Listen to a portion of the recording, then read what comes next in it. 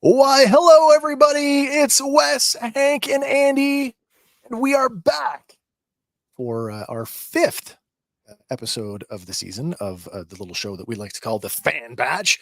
It is the show where we deep dive review on the weekly episodes of Star Wars The Bad Batch, bringing you all of the plot points, the Easter eggs, and greater lore connections that you may have missed. That good stuff. Mm-hmm. It is our fifth episode for the season, but it is episodes 6 and 7. 6 and 7 of the series. Yeah, they're playing mind games. Yeah.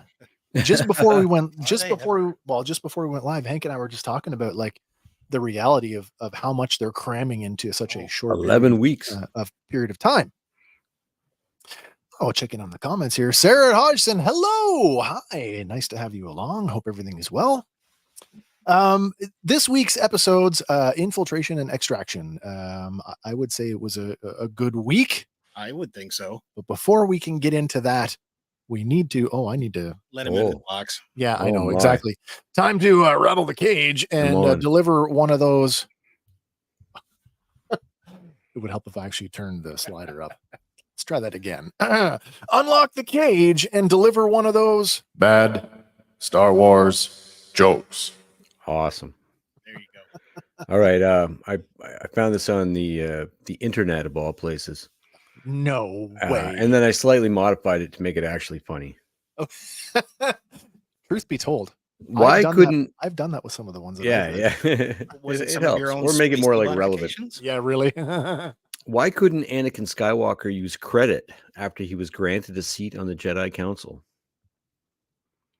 Why couldn't Anakin Skywalker use credit after he was granted I feel like there's a punchline that has to do with MasterCard or something. Yeah. Oh, yeah. Is there okay? Did I spoil it? I hope I didn't. Nobody would approve his MasterCard. Oh. That's correct. Oh, I like that one. I like that one. Yeah, you got it. Nobody would.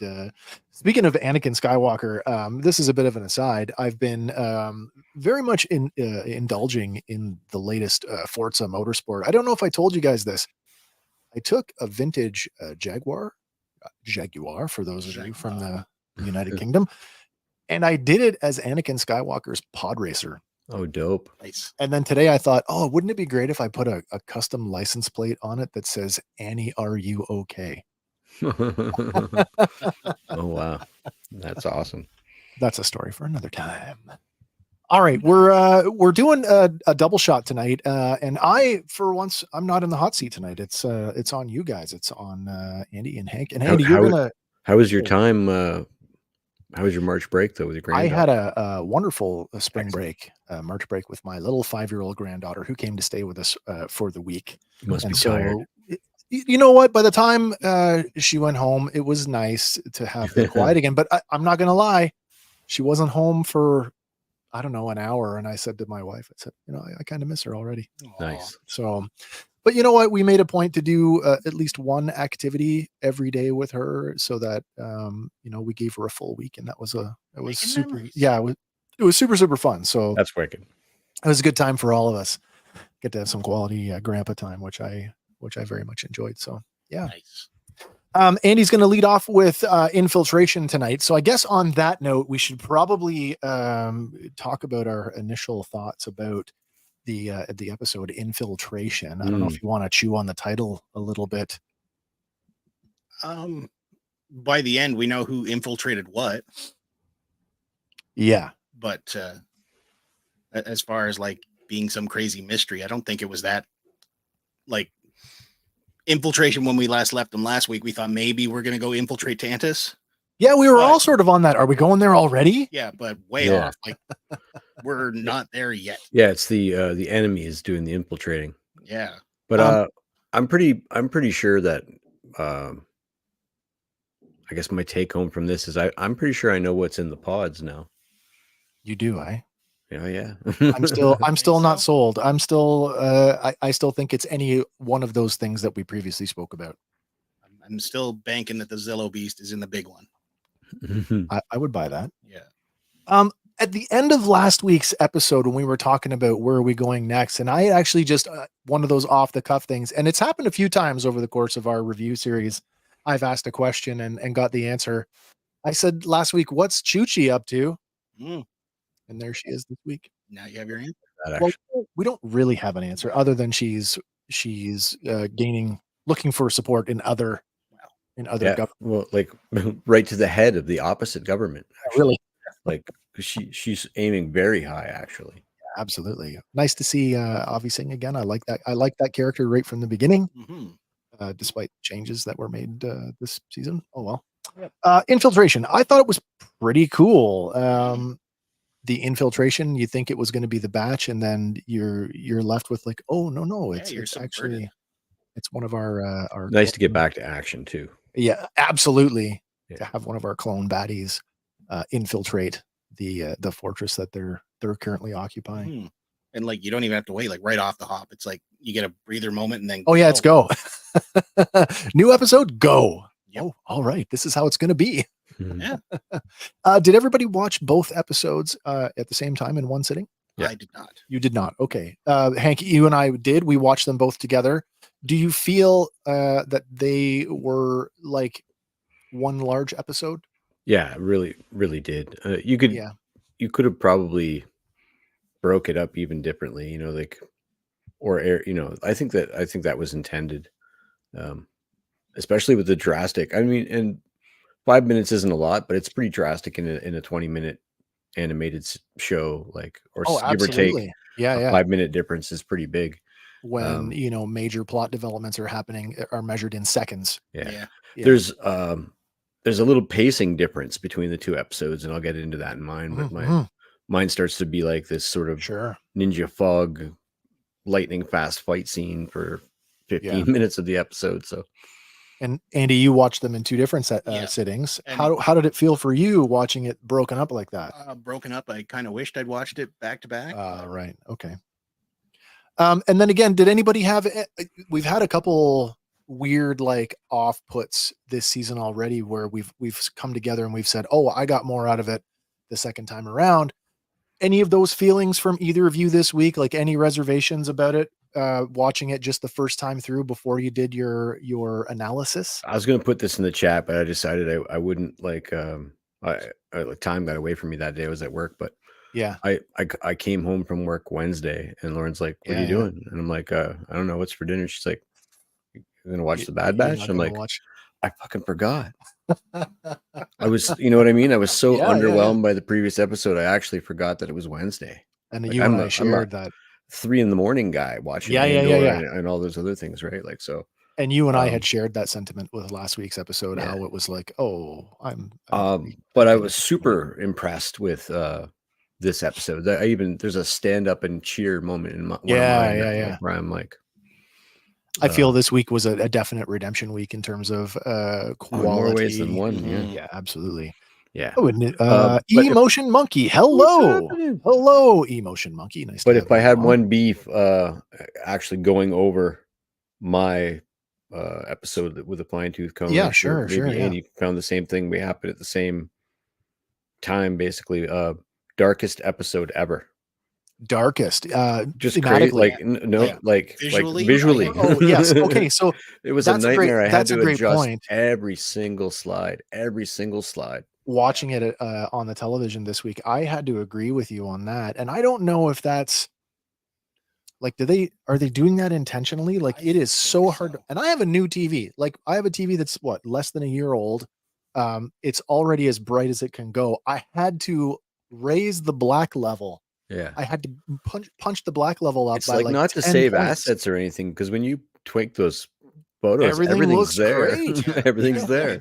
I have a slide from one of the concept art that actually shows just Yeah. how in depth it is inside one of the buildings. Oh, sure. Yeah. And maybe it's an artistic choice because they do say, it's always darkest before the dawn. Yeah. And we're Well, gonna isn't get that super something? dark here. That's an interesting Like- thought, that this is a conscious decision to tonally, Tell you that with the lighting. There's a ton of spotlights in my episode, and it just lends this the shadows are cast everywhere.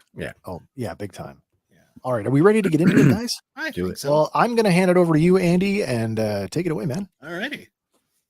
So this week's episode for me was titled Infiltration. It's episode 6 of the season 3.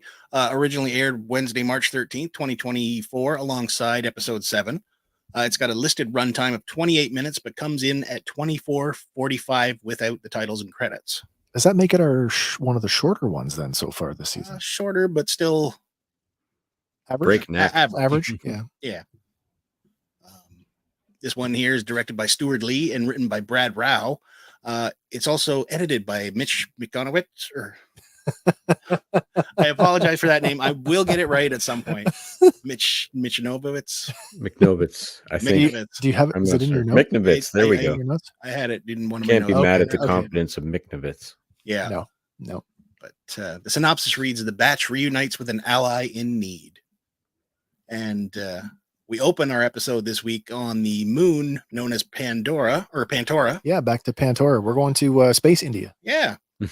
or Space Moscow. I guess it depends on how you want to look at it. Right. Well, I mean, it could have like a desert Saudi Arabia type vibe to it. Oh, it does have that too, doesn't it? Yeah, lots of spires and weird towers and whatnot. But we come down on the city and looking across the cityscape in the pre-dawn light, and we descend mostly into a deserted street.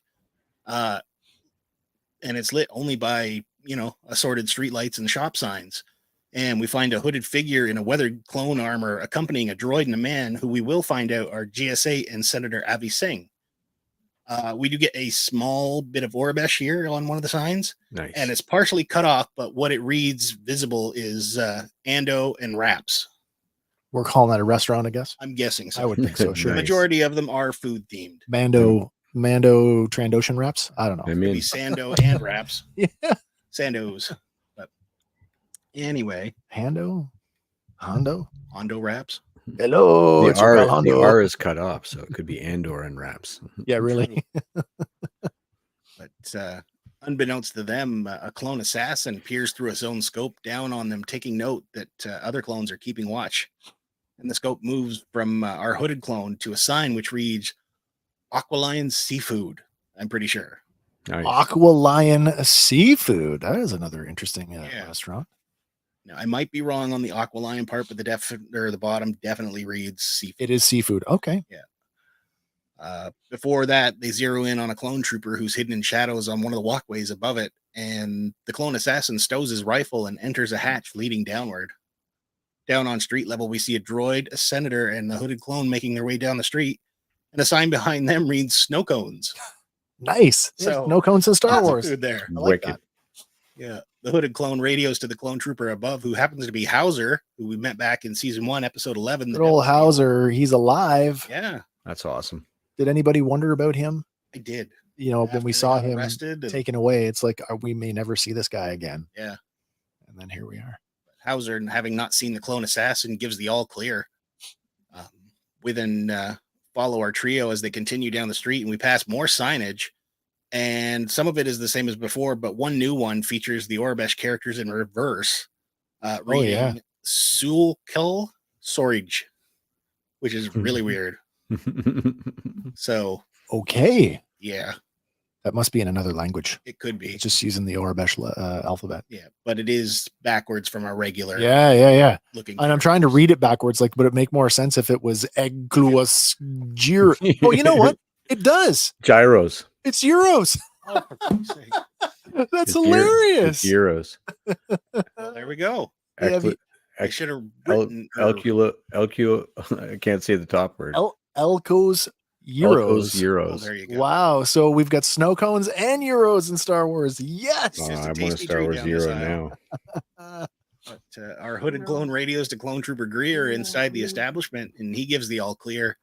And as far as I can tell, this is our first appearance of Greer.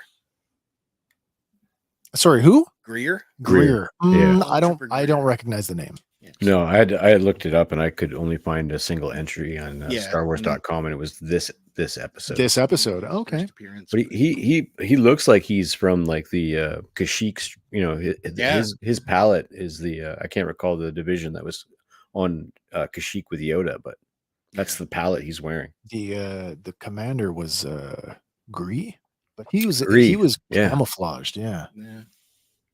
But, something about losing his head. maybe. GS8 tells the senator that she's not sure it's safe to come out of hiding, but Senator Avi Singh responds that they're not safe anywhere. And the hooded clone tries to reassure them, saying, "We have clones in positions to cover all angles."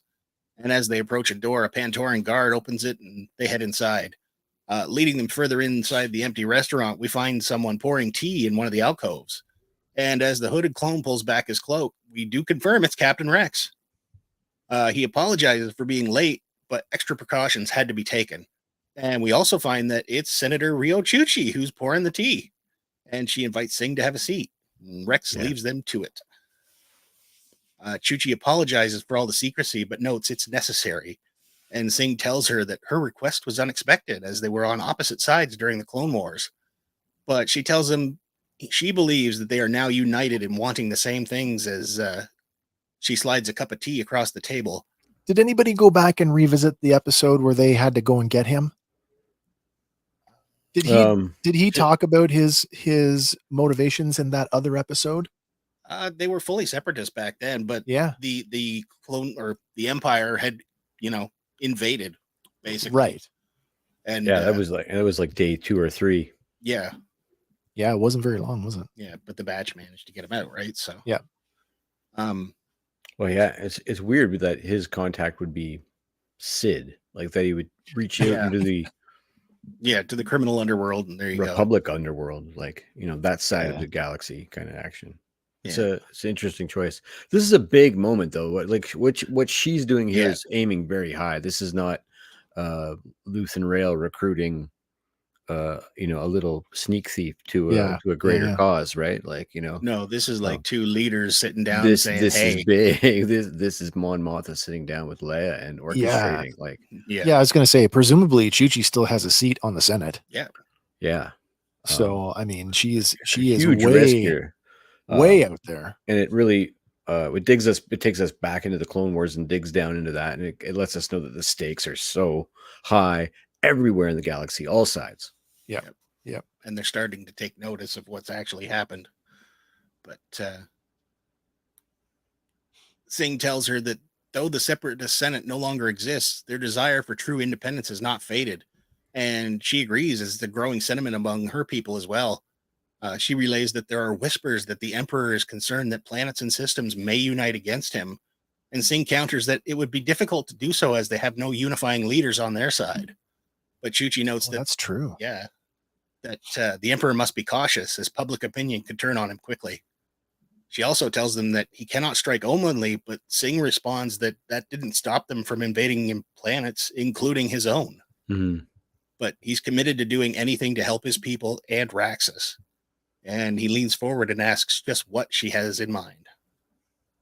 A couple of things to note here. Returning in the voice roles of Senator Chuchi and GS8 are Jennifer Hale and Sion Clifford, respectively. Yeah. But when it comes to Senator Avi Singh, he had previously appeared in episode 10, where he was voiced by Alexander Siddig. Dr. Bashir from Star Trek Deep Space Nine. Yeah, this go around, though, he's voiced by Danny Jacobs. So I was immediately like, oh, because I love this character so much before. And I remember, you guys remember how excited I was? I'm like, holy crap, it's Bashir. Yeah. I thought he was so good. And then it's like, it took a little jarring. It did. I'm like, oh, he's been recast. Yeah. They couldn't get him again. Well, maybe he's busy. Unfortunately, yeah.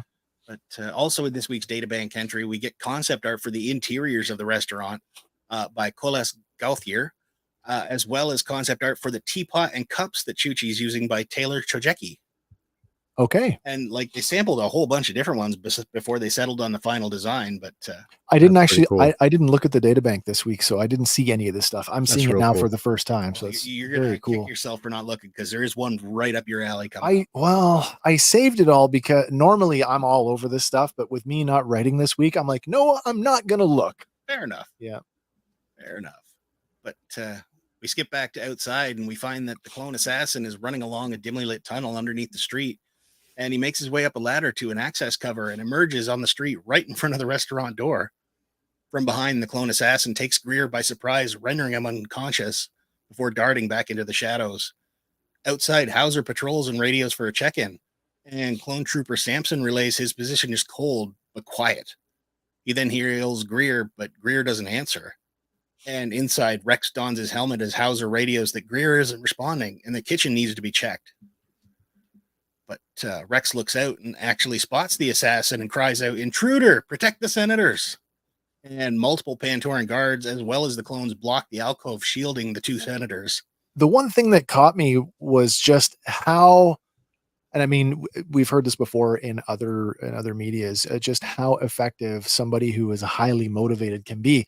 And I was shocked at how fast the clone assassin moved, and then just ran like right past them into the building. Yeah. The shadows are definitely helping. Almost augmented some way. Maybe. Yeah. Really good that scene. Actually, that took me back as well. Yeah. And then the other part of it too, coming up here, like the assassin, he stows his rifle and throws a thermal detonator through the barred window, but Rex dives and manages to catch it and fire it back outside before it explodes. And on the fly, like he goes from his sniper rifle to just, well, whatever I got to use. The number of times that Rex has had these near-death experiences, and for him to just throw himself into harm's way like that speaks to the character that he is, that we all know and love. Yeah. It's good to see that he's still, that same fundamental person. Yeah. Sarah echoes that too. Yeah, absolutely. Good to see Rex back in action, throwing the grenade back. Yes. Yeah. The wall explodes and Rex and another clone leap through the smoking hole and they scan the area before moving forward.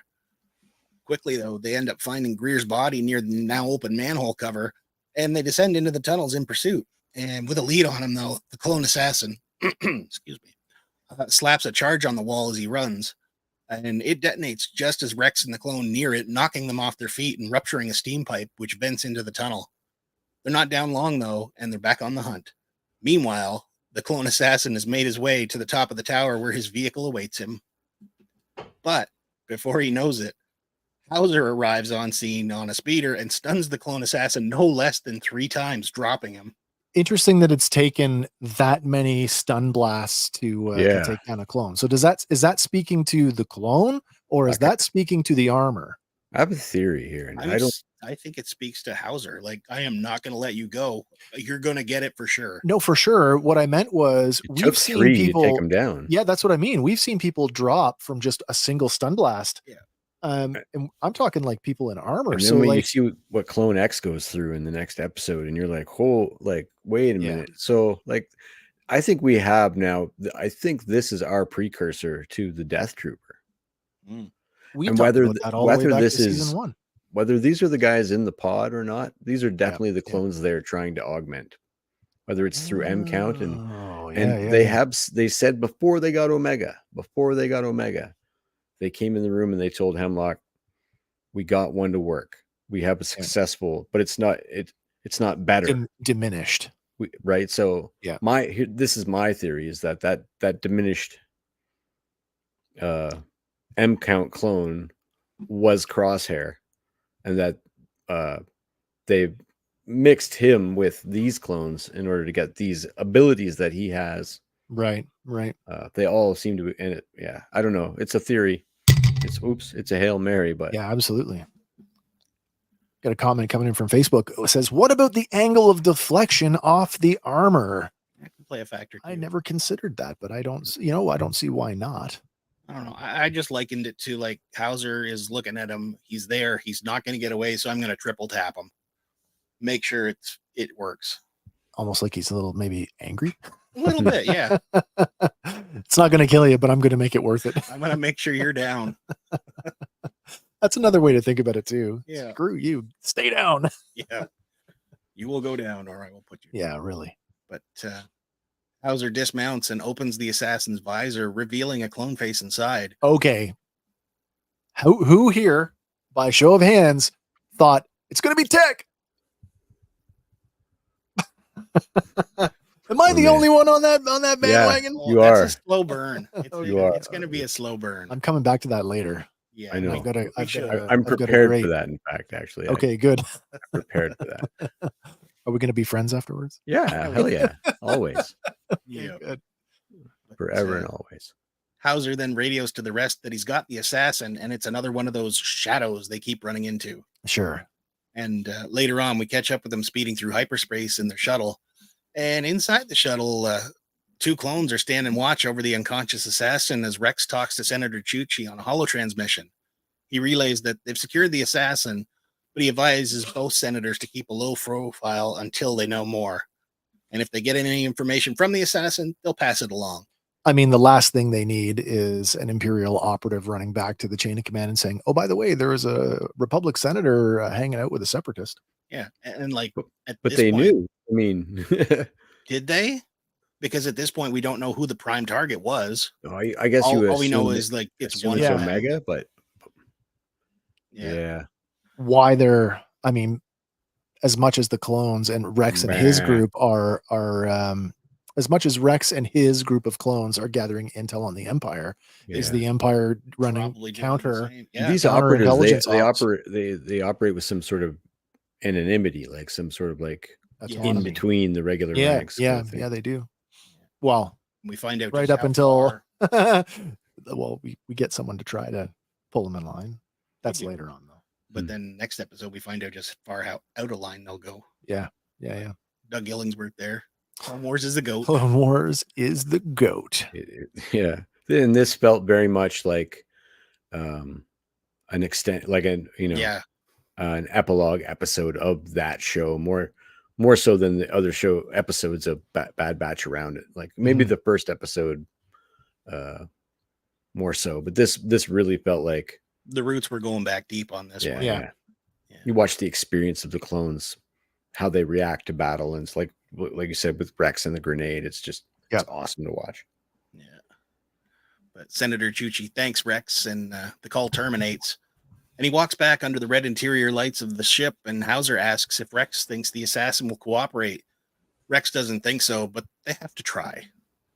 I admire him for that. Yeah.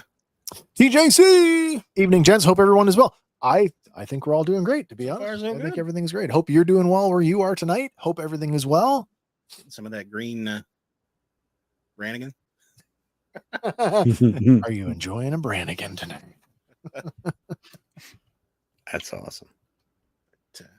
Hauser shows Rex a highly encrypted data puck that they retrieved from the assassin's gear, and Rex tells him to have Fireball take a look at it once they go back to base camp. And we skip ahead to planet Teth, where we find the shuttle now rests in the courtyard of the Bomar Monastery. Just want to point out the continuity here. I'm pretty happy with that. Yeah. It's such a small detail that the puck looks an awful lot like the bounty pucks from The Mandalorian. Now, and the little hollow pucks. I was about to say, as action figure guys, if you've seen the the Holocron collection, is it Holocron or Hologram? I think it's the Hologram collection in the Black Series. The pucks look just like that. They do. I want them for the pucks, not necessarily the translucent figure. Yeah, I don't. Sadly, I've seen that happen where people are going into Walmarts and whatnot and raiding the pucks. No, leaving the rest. It's the Doctor Strange and the sling ring effect all over again. Yeah. Next up, we do get a wonderful shot of that Bomar Monastery. Yeah. And it's the same one from. That's the wrong show, buddy. I know. I'll get it there. I shouldn't have put two up at one time. I'm sorry. It's all good. Technical detail. But it's the same one from the 2008 Clone Wars movie. That's wicked, you know what? That was a huge for me. You guys, until you had said, "Hey, did you notice?" I was completely like, "Nope, didn't notice a thing." So wicked that Rex would make his base there. It's just like It's I a love- sweet callback to the beginning of the Clone Wars. Like, Yeah, I mean And the do we- 2008 movie. it's Yeah, and do we bookends. It's stack on there beautiful. too? It's Like, it's can we such stack good on writing. there right now? What do you want to add? Well, that's where Asajj Ventress held Road to the Hut. Oh, that's right. Yeah, yeah. Yeah. So we know she's coming in this series, Ah, this season. right. You think So that is she'll turn this up the here? call? Maybe. I know some people are saying that the Pantoran city was an Easter egg for George Lucas because of his return. Oh, of the sure. Sith cameo. As Papa Noida. Yeah, but Yeah. this one I think is way more connected.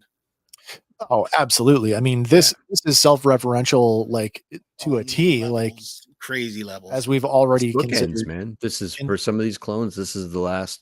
Yeah, This is the end of the Clone War. Like, Yeah, considering that we think of this as into somewhat an extension of the Clone Wars, it only makes sense that we revisit places that the they've big, been. as you say, Hank, bookends. The Yeah. movie being the beginning, and this season being the and end. like a side note, an addendum to the addendum, it shares the same Bomar architecture style as Jabba's palace. Yeah, So like you I get think this that's that architecture style is throughout Bomar. the culture, monastery, their yeah. order. Yeah. yeah. Interesting to know who they got to. I'd like to know, did they just get the locals to build them for them, Maybe given that they're just brains in a jar? could be. But in the databank, we also get a couple of exterior concept art shots by Clint Felker, and he's basically got it spot on to the Clone Wars, Yeah, it looks So, really, really good. like complete with all battle damage rendered to it. Surprisingly, looking back at the Clone Wars movie one, the textures actually don't look that bad, No. considering how old it is. Yeah, Yeah. but It's- again, it just shows you The how far leaps have we've been with gone, right? lighting. Oh yeah, But keeping on with our episode here, assorted clones patrol the courtyard, and we see the markings on the column resemble those found on the walls at Galaxy's Edge. well, they do, don't they? But there's no correlation to the actual Galaxy's Edge alphabet. It looks like the same script at what's his name's place in the Book of Boba Fett too. That's right. Yeah, Yep. yeah. Yeah, Yep. so that could just be Bomar architecture, right? Maybe it is. But I never made the connection when we were watching Book of Boba Fett. Did you? Yeah. Oh, you did. well, I'm the language junkie. Oh right? yeah. I went diving for that one and found it. I never even considered that. Wow. Yeah, inside cool. we follow Hauser as he walks through the base into a large communications room, and there he's joined by Rex, and together they enter the adjacent room where two clones guard the still unconscious assassin. Rex asks Hauser if they've extracted the device, and he passes a small vial to Rex, noting that the electro capsule was implanted in the assassin's teeth right where Rex said it would be, but any identification has been wiped out. And the assassin begins to come to, and Rex takes a knee, and asking the trooper what his name is, the assassin just hangs his head. But Rex assures him no matter what they've done to him or what he's done, he's still a clone. He's still one of them. And Rex tells him that they can help him, but they need answers. The assassin looks up for a moment, but again silently drops his head once more. We shift locations now to Mount Tantus, where we find Clone Commando Scorch entering the communications room where a hollow of another clone assassin stands, arms crossed. Hmm. We will find out eventually in the credits that these assassins are being referred to as Clone X troopers. Yeah. Mhm. So going forward, I'm going to be referring to them as Clone X1 and Clone X2. I'm just based on the line that he's about to say, I'm calling this one the Winter Clone. Yeah. Why have I been? Why? And have I been activated? it's based on this line that I say that's what's in the box. Really? What's in the box? What's in the box? It's your head, man. Don't worry about It's my Gom Jabbar. Oh, another Dune reference. Oh God. Stop it. it. But Clone X2 asks why he's been activated, and Scorch relays that Clone X1 has gone dark, but his internal homing device remains intact, so they know he's alive. Clone X2 asks for his orders, and Scorch tells him that CX1 has been compromised, so CX2 must track him down and neutralize him. Man, that's a pretty low number if these are the designations. And we've already killed one of these guys last season. Yeah. So is there only like a couple of them at a time? Well, I think their numbers are bigger than we know. When can I talk about the language stuff? Which part? Well, he's spoken now, and it was immediate. Like Is it immediate for you? for me, it was. Fair enough. You want me to hold on to it, or can we talk about it now? Yeah, we can talk about it now. because he's so about to nod and then disappears. This is where we begin to disagree. I've been and I'm just again, I'm a bit of an apologist when it comes to this stuff. I love the show. It's a thing that I love. And maybe I'm transferring a little bit here, but I've been a big proponent for This Is Tech, and we've been talking about sort of the evidence, whether it's solid or not, that supports the idea. And we start with the goggles, and it's like, oh no, it wasn't the Bad Batch that went and got the goggles. It was Hemlock that got them and delivered them to Hunter. So for sure, Hemlock at the very least got the body. Yes. Now, this is the first time we've heard this one speak. Now, we've seen this clone before. What in the first episode of the season? He was completely silent. It was just that, we need to establish that there's this person. Yeah. And that's the little dangling, like, is it or isn't it? Yeah. And I don't think I'm alone there, but he gets to talk in this episode, and it's ever so slightly, but it's there. There's this little bit of British. Twinge. There's a British. Is it a lilt? That's an Irish thing, isn't it? I don't know. See, and I thought he sounded like Crosshair. Oh, like a lot like Crosshair. No. I think that's the modulation, but I watched a clip, a couple clips of D. Bradley Baker talking how he flips from clone to clone. And by the way, if you've never seen him do this, it's very cool to watch. He doesn't like cold. He switches from one clone to another on the fly. Yeah, as if he's. I've seen Seth MacFarlane do that with the family. Yeah, absolutely. So it's very much like that. And he makes a point to say with Tech, he plays him, and this is a direct quote, a little bit British. And even through all the voice modulation, it comes through for me. Okay. Am I the only one that heard it? Yeah, I don't find that at all. Well, okay. There's other theories floating around out there. Yeah. But we'll get to them in a little bit after a couple more events happen here. But back at the clone hideout, Rex continues to question CX1 and tells him, we know that there's others like him. Yeah. And Rex asks him, where were you based? Coruscant? Darrow? Tantus? And with this, CX1 raises his head. And Rex tells him, well, we know about Tantus and the clones imprisoned there. And he asks if CX1 was one of them. But he raises his head and remains silent.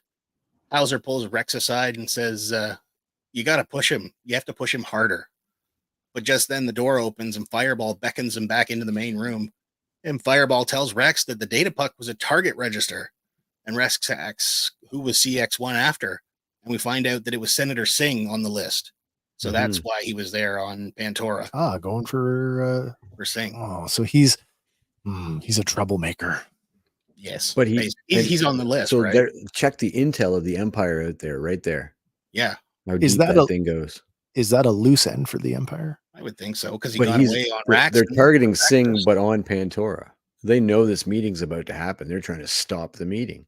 Maybe they don't know who he's meeting, but they know he's meeting someone. Well, if he's on Pantora, it's a good bet that he's. I mean, and she is the senator for Pantora, right?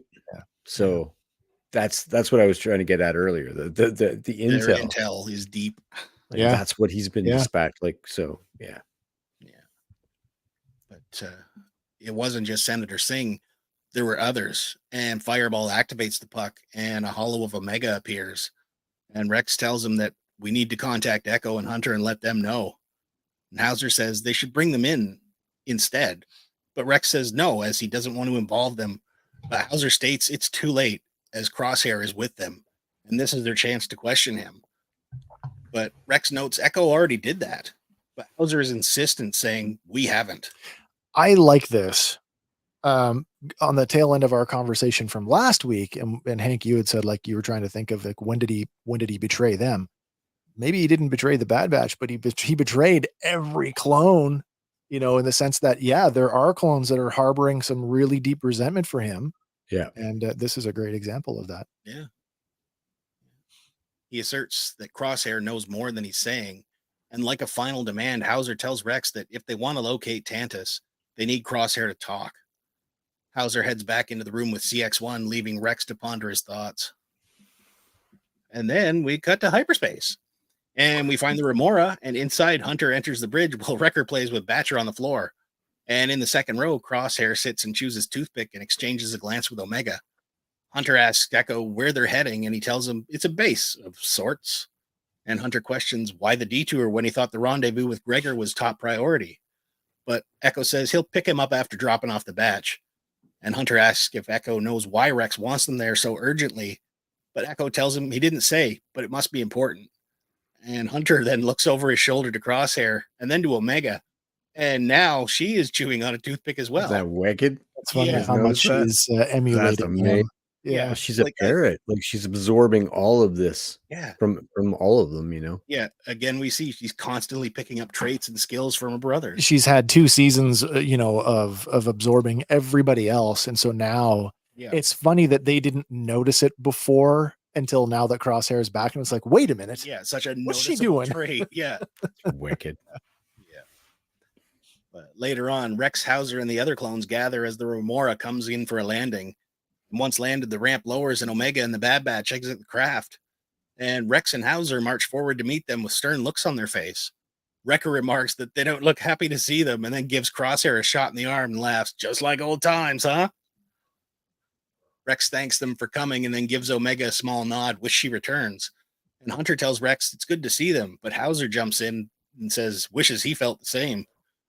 But he has unfinished business with Crosshair. He then asks Crosshair if Crosshair remembers him and if he's surprised that Hauser is alive. And he tells him that most of the squad from Ryloth is dead because of Crosshair's actions back in episode 12 of season 1. Mm. Rex tells Hauser to take it easy, even though they have history. They're all on the same side now. Hauser scoffs at this, but remains silent. I just feel it's good that, we had that like, oh, so all is forgiven? Not everywhere. And the answer is no. Not all everywhere. is forgiven. No. Not from everybody anyway. Hunter asks why they were summoned, and Rex tells him that they have something to show them and beckons them to follow him into the base. But before they go in, Echo calls to Omega and she runs back to the ship. And he tells her that he was planning on giving it to her after he'd made a few more modifications, but now is as good a time as any as he presents Omega with a new energy crossbow. I love this. Yeah, she gasps at the sight of it and asks where Echo got it. Absolutely love this. But he tells her that he's made a few interesting contacts across the galaxy. She tests out the weapon and notes that it's perfect. She then thanks Echo. And Echo tells her he won't be gone long, and she better head inside to keep them in line, and gives her a salute. And she returns the salute and runs back to where Wrecker and Basher wait. And Echo closes the ramp in preparation for his departure. Do we want to talk about the crossbow for a bit? Sure. So this was in the poster for the season, and or one of them anyway. Yeah. And I was like, oh, she's getting a new weapon. But now we're getting a really, really good look at it. Did anybody not go, hey, Mini bowcaster? well, no. I mean, yes. No, but yes, Yes. absolutely. The throwing arms are for sure from a bowcaster, but Yeah. the base weapon itself, Is still her energy bow. no, it's not. No? That's an EE3 blaster carbine. That is the Boba Fett rifle from Return of the Jedi. Oh, shit. Absolutely. I did not Nice. catch that. With the rear butt is cut off, so it's basically a pistol now. And then obviously it's been modified with the scope and the pump action on the bottom. But that makes her closer to Boba Nice. True. just a little bit. Omega Fett. Yeah, exactly. Hank was right. I do like it though, for sure. I think And I we do. needed another Weapons of Star Wars there. I definitely do get Wookiee because there are, canonically speaking, there are other energy bows. We've obviously yeah, like we've she seen that started before. out with one, right? For sure. But that just looks like the big discs on the end look. I mean, we've all seen Revenge of the Sith. Yeah. When we're on Kashyyyk, you see a lot of bowcasters have these round, like that's a motif in Wookiee culture, is these round things on the end of the throwing limbs. Yeah. I very much like that. Yeah, it's real nice. I like the salute exchange between the two here, right? Like, Oh, yeah. when he first left, Yep. you know, you got to do here, you got to stay here, and that's an order, and salute there. Yep. We're going back to that again, right? It's the relationship that she has with him. Yeah. And she has like, it's a unique, her connection to each of them is as unique as yours is to mine, right? Like Yeah. it's just a different thing for each of them. But cutting back to it here, in the space above Teth, a ship drops out a hyperspace on approach, and the descriptive audio calls it a sleek arrowhead-shaped Imperial fighter. But we find out in our concept art this week by Chris Madden, Yeah. it's called a CX Dagger vessel. CX Dagger. Yes. As a ship nerd, I probably should have looked more heavily at this. What I thought of is there was a period of 3 3/4 Star Wars, that whole late 90s, early 2000 Power of the Force, Shadows of the Empire and whatnot, where they were doing some really weird vehicles. I don't know if you remember, there was one where it looked similar to this. It was a triangular shaped, basically it was a piloted missile. There was a stormtrooper attached to it. And if I could find a picture, I'd show it. I'll throw it up after the show. We can do looks like a really well folded paper airplane. That's what I mean. Yeah. Very angular. Yeah, absolutely. But there you go. The CX Dagger. So as the CX Dagger sets down amongst the jungle on Teth, CX2 grabs his gear from a compartment and he glances back at a blip on the console, revealing the location of CX1. He makes his way down a ladder as the ramp lowers, and that thing unfolded. I'm gonna. Sorry, I don't mean to distract you, Andy. I'm gonna take a pic. I'm gonna take this photo and I'm gonna put it up after the show, just so we can see it side by side, and you guys can decide what you think. But exiting the ship, he lowers his rangefinder and scans the rocky ruins of the monastery, just in time to see Echo departing in the Remora. He taps a button on the panel of his sleeve, and the ship ramp closes, and CX2 dashes off into the jungle. We're locking our ships now. Exactly. It's about time. Lock the damn door. Yep. Back inside, though, Rex leads the batch into the central command area, and they pass assorted clones going about their tasks. Hunter remarks that Rex's numbers are growing, and he replies that they need all the help they can get. And he further notes that once they find the location of the Tantus base, they need to hit it hard in order to get their clone brothers out. Hauser catches up and faces the batch, and Rex tells them that he has some questions about the base, but that's not the only reason he sent for them. He tosses Hunter the data puck and tells them they recovered this target list from an Imperial agent, and Omega is on it. Crosshair remarks that's not a surprise as she escaped Imperial custody, but Hauser quickly remarks, so did you. But you're not on the list. And Crosshair simply states that he's not as valuable to them. But Hauser counters that maybe you're feeding them information. I like that he's very cautious. Yeah. But at this point, Hunter tells Hauser, you're going to have to back down. But Hauser continues that they expect him to just believe that he was held on Tantus for months and he didn't know how to get back there. Crosshair steps forward face to face with Hauser. I did it, didn't I? It's not just me. Excellent. Oops. Crosshooer. Flub. That's a flub. So good. Yeah. Steps forward face to face with Hauser and tells him, whether you believe it or not, it's the truth. But turning away, he tells them he's not loyal to the Empire any longer. And Hauser tells him that your squad may trust you, but I don't. Just then, Omega, Wrecker, and Batcher come in the room, and sensing the tension, Omega asks, what's going on? And Crosshair tells her plainly that the Empire is targeting her again. And I'm glad that he was just shot. It's the straightest he shot all season. Yeah. But he didn't sugarcoat it. Just, this is what it is. Yep. Well, they knew between him and her, they knew they were coming, right? So yeah. On that connection they share that, this is nothing new. But there was no hey, I gotta tell you something. Yeah, there was none of that. No. But again, Record chimes in. He says, that's no surprise there. And Rex asks why they were after her before. And she tells them it was to force Nalisay to cooperate and conduct certain experiments. When asked what they were, she only knows that it was working on something to do with M count. And they were taking blood samples from everyone, including her. And Rex questions M count. And Hunter asks, do you know what that is? But Rex says he's heard it mentioned before, but he's not sure what it is. And then he takes a knee and asks Omega what else she can tell them. Anybody have an issue with this? Which part? That nobody knows. Nobody in the clone ranks knows what M count means? Well, were they privy to all that Jedi knowledge? I don't know. I mean, for characters that are so well developed and so well rounded and are multifaceted. We weren't for 40 years. That's true. That's esoteric knowledge, man. You can't ignore it though. I mean, as soon as they put a name to it and made it's a biological thing now, it's a microscopic organism. Now it becomes science. Yeah. You know what I but mean? I mean, like knock on your neighbor's door, or the average Joe on the street, and ask them what the Higgs boson is, or something like No, that, that's fair. right? That Like, is fair. yeah, You got to think there might have been conversations, encampments like Rex saying, "Hey, Anakin, why the hell can you use the Force? Or what makes you a Yeah, Jedi?" yeah. What makes a Jedi a Jedi? Yeah. I think it's a narrative device to steer away from that. So we all know that's what it means. They Oh, don't for call sure, it that yeah. anymore. They like rebranded it M count, yeah. Yeah. they literally rebranded it in Star Wars.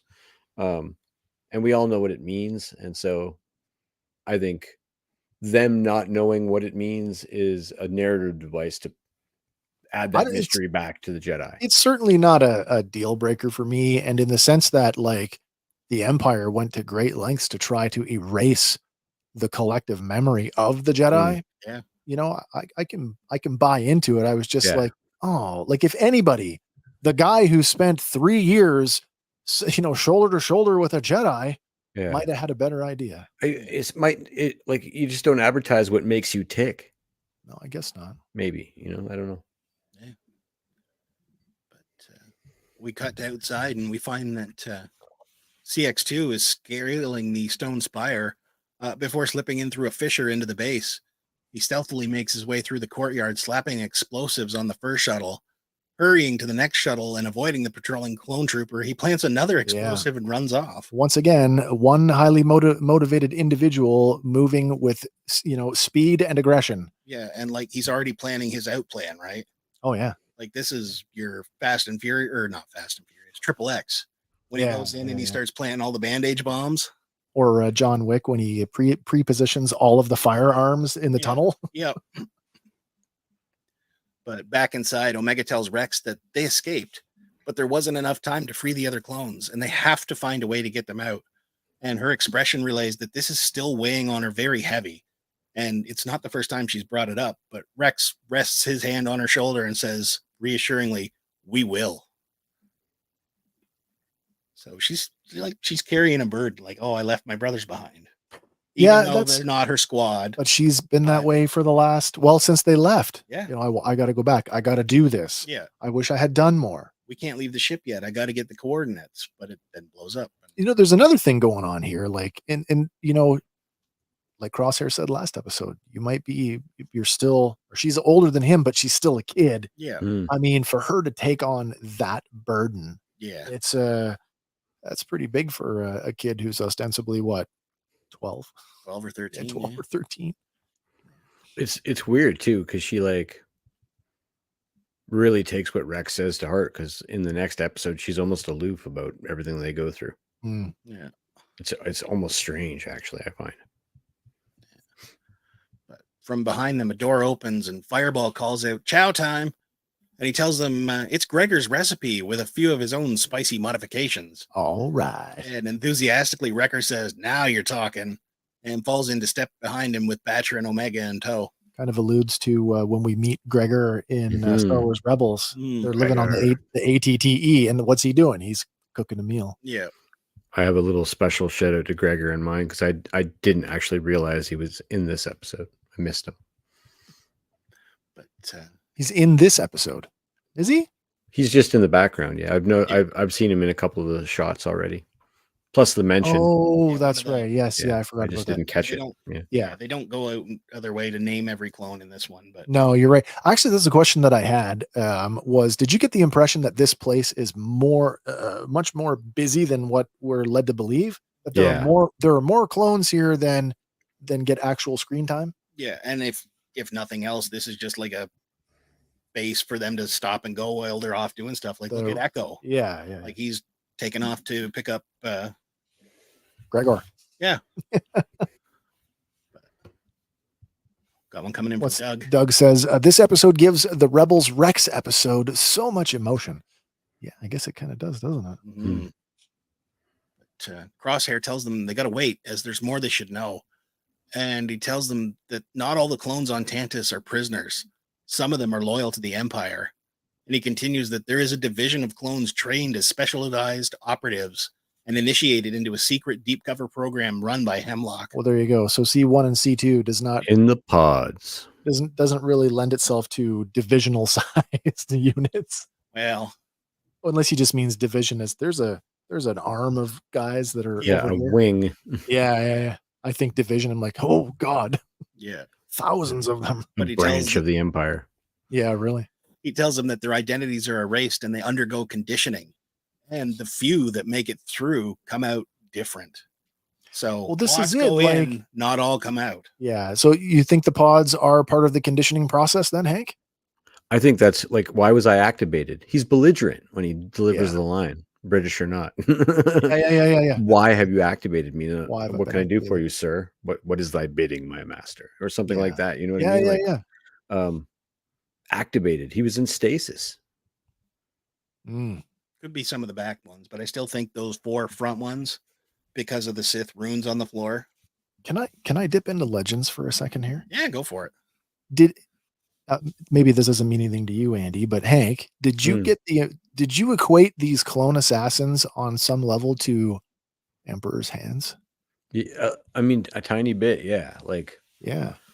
and that's why I was getting at this. We got it to work. We have a few experiments that stuck. Was it Crosshair's blood? Maybe. Mhm. I don't know if it's enough to say. You know, I there was times I was watching the episode going that the Crosshair that we have is maybe lobotomized version of and that's like a clone of Crosshair in C2's armor, CX2's armor. I find so many of his mannerisms and stuff to be Crosshair like. But I think that they went through making a point to tell us that like after like talking about the shooting thing, like after Crosshair, Tech was the next best shot on the team because he's also like he even made a point to talk about it. He's not socially like other people. He's a little bit cold and he's a little bit analytical. Certainly not as cold as Crosshair, but maybe with that conditioning process, Yeah. it removes a little bit more of the you. Well, strips their identity, right? It would have to. It would have to on some level. And I think that's maybe what's going on with Shaky there, is that he went through the process and it didn't take, but it left its mark. Yeah. And good old Shaky Bob. Yeah, because Hauser asks him right out, if it's so secretive, how do you know about it? And Crosshair tells him they tried to put him through it, but Hauser questions tried. And Crosshair tells him it didn't work. And being defective is in his nature.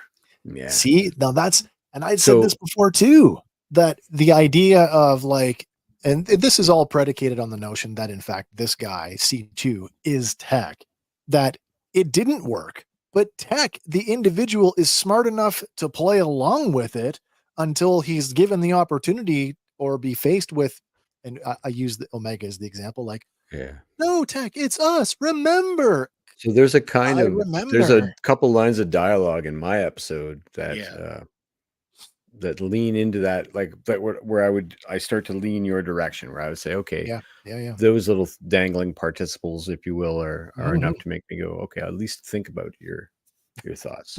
Okay. Well, thank you. Back here, Hunter notes that they've encountered one of these before on Coruscant, which they did back in season 2, episode 7, The Clone Conspiracy. And Rex tells him, well, we've known about them, but not exactly what they were. And Hunter then asks, what aren't you telling us? And Rex relents that they've captured one and tried questioning him, but they haven't gotten anywhere with him. And Crosshair looks fairly alarmed at this and says, you have one here, alive? And Rex nods and says, it's impossible, because the Empire would be on top of them already if he did, noting that they have ways to track their operatives. Hauser tells him that they scanned him, but they found nothing. But Crosshair asserts that it's not the kind of tracker their scans would pick up. Hemlock is smarter than that. You have to check the back door. But at the same time, like, it's right up there with the clone chips, right? Like, a normal scan doesn't reveal anything, but I have some questions about chips. Jedi, I have some questions about chips this week. Chip discussion. biological chip. In my episode, I have some questions about chips. Fair enough. there was the whole. I mean, right from the beginning, and this isn't show related. This goes back to Attack of the Clones. Tonwi and Lamasu talking about the clones, and they were bred for obedience. Is that all Chip, or is there more in the genetic soup there? Well, I guess they're training and conditioning there too. I mean, because they're in like a from birth to dispatchment. Yeah, you're in your training. You're in your whatever your combat program. Yeah. I mean, the ostensibly line they find the variant that works and run with it, right? Like Yeah. Omega's a different variant, Emery's a different variant, 99 was a different variant. Yeah. Like you find the A class variant that works and run with it, and that's what basically all clones are. All the regs. Yeah, all regs are. When he says, you know, the line though, bred for obedience, does tie in pretty succinctly with the idea that the chip is a biological control mechanism. Yeah. Well, we just bred it into them. Obedient whenever triggered with whatever operative they're given. Wow. I think it was more in the sense that, like, you know, conditioned for obedience on the battlefield, like there'd be no hesitation when the order is given to do whatever the thing is. And it makes sense. You know, Crosshair, I thought I was being a good soldier. And that line comes up again about being a good soldier. Yeah. You know, part of the being a good soldier is blind obedience. Yeah. I mean, it's not, but well, you know what I mean. Yep. But Hunter then asks, you know, where this operative is and tells Rex to show him, and Rex nods. Then we cut to the exterior where we find CX2 running towards the entryway, and he slides to the side as the door opens before ducking into the building. Inside, he silently runs down a hallway past a clone trooper monitoring communication station, and back in the main command area, Wrecker and Batcher eat as Omega stirs her food, while in the background, CX2 slips into the room almost unnoticed.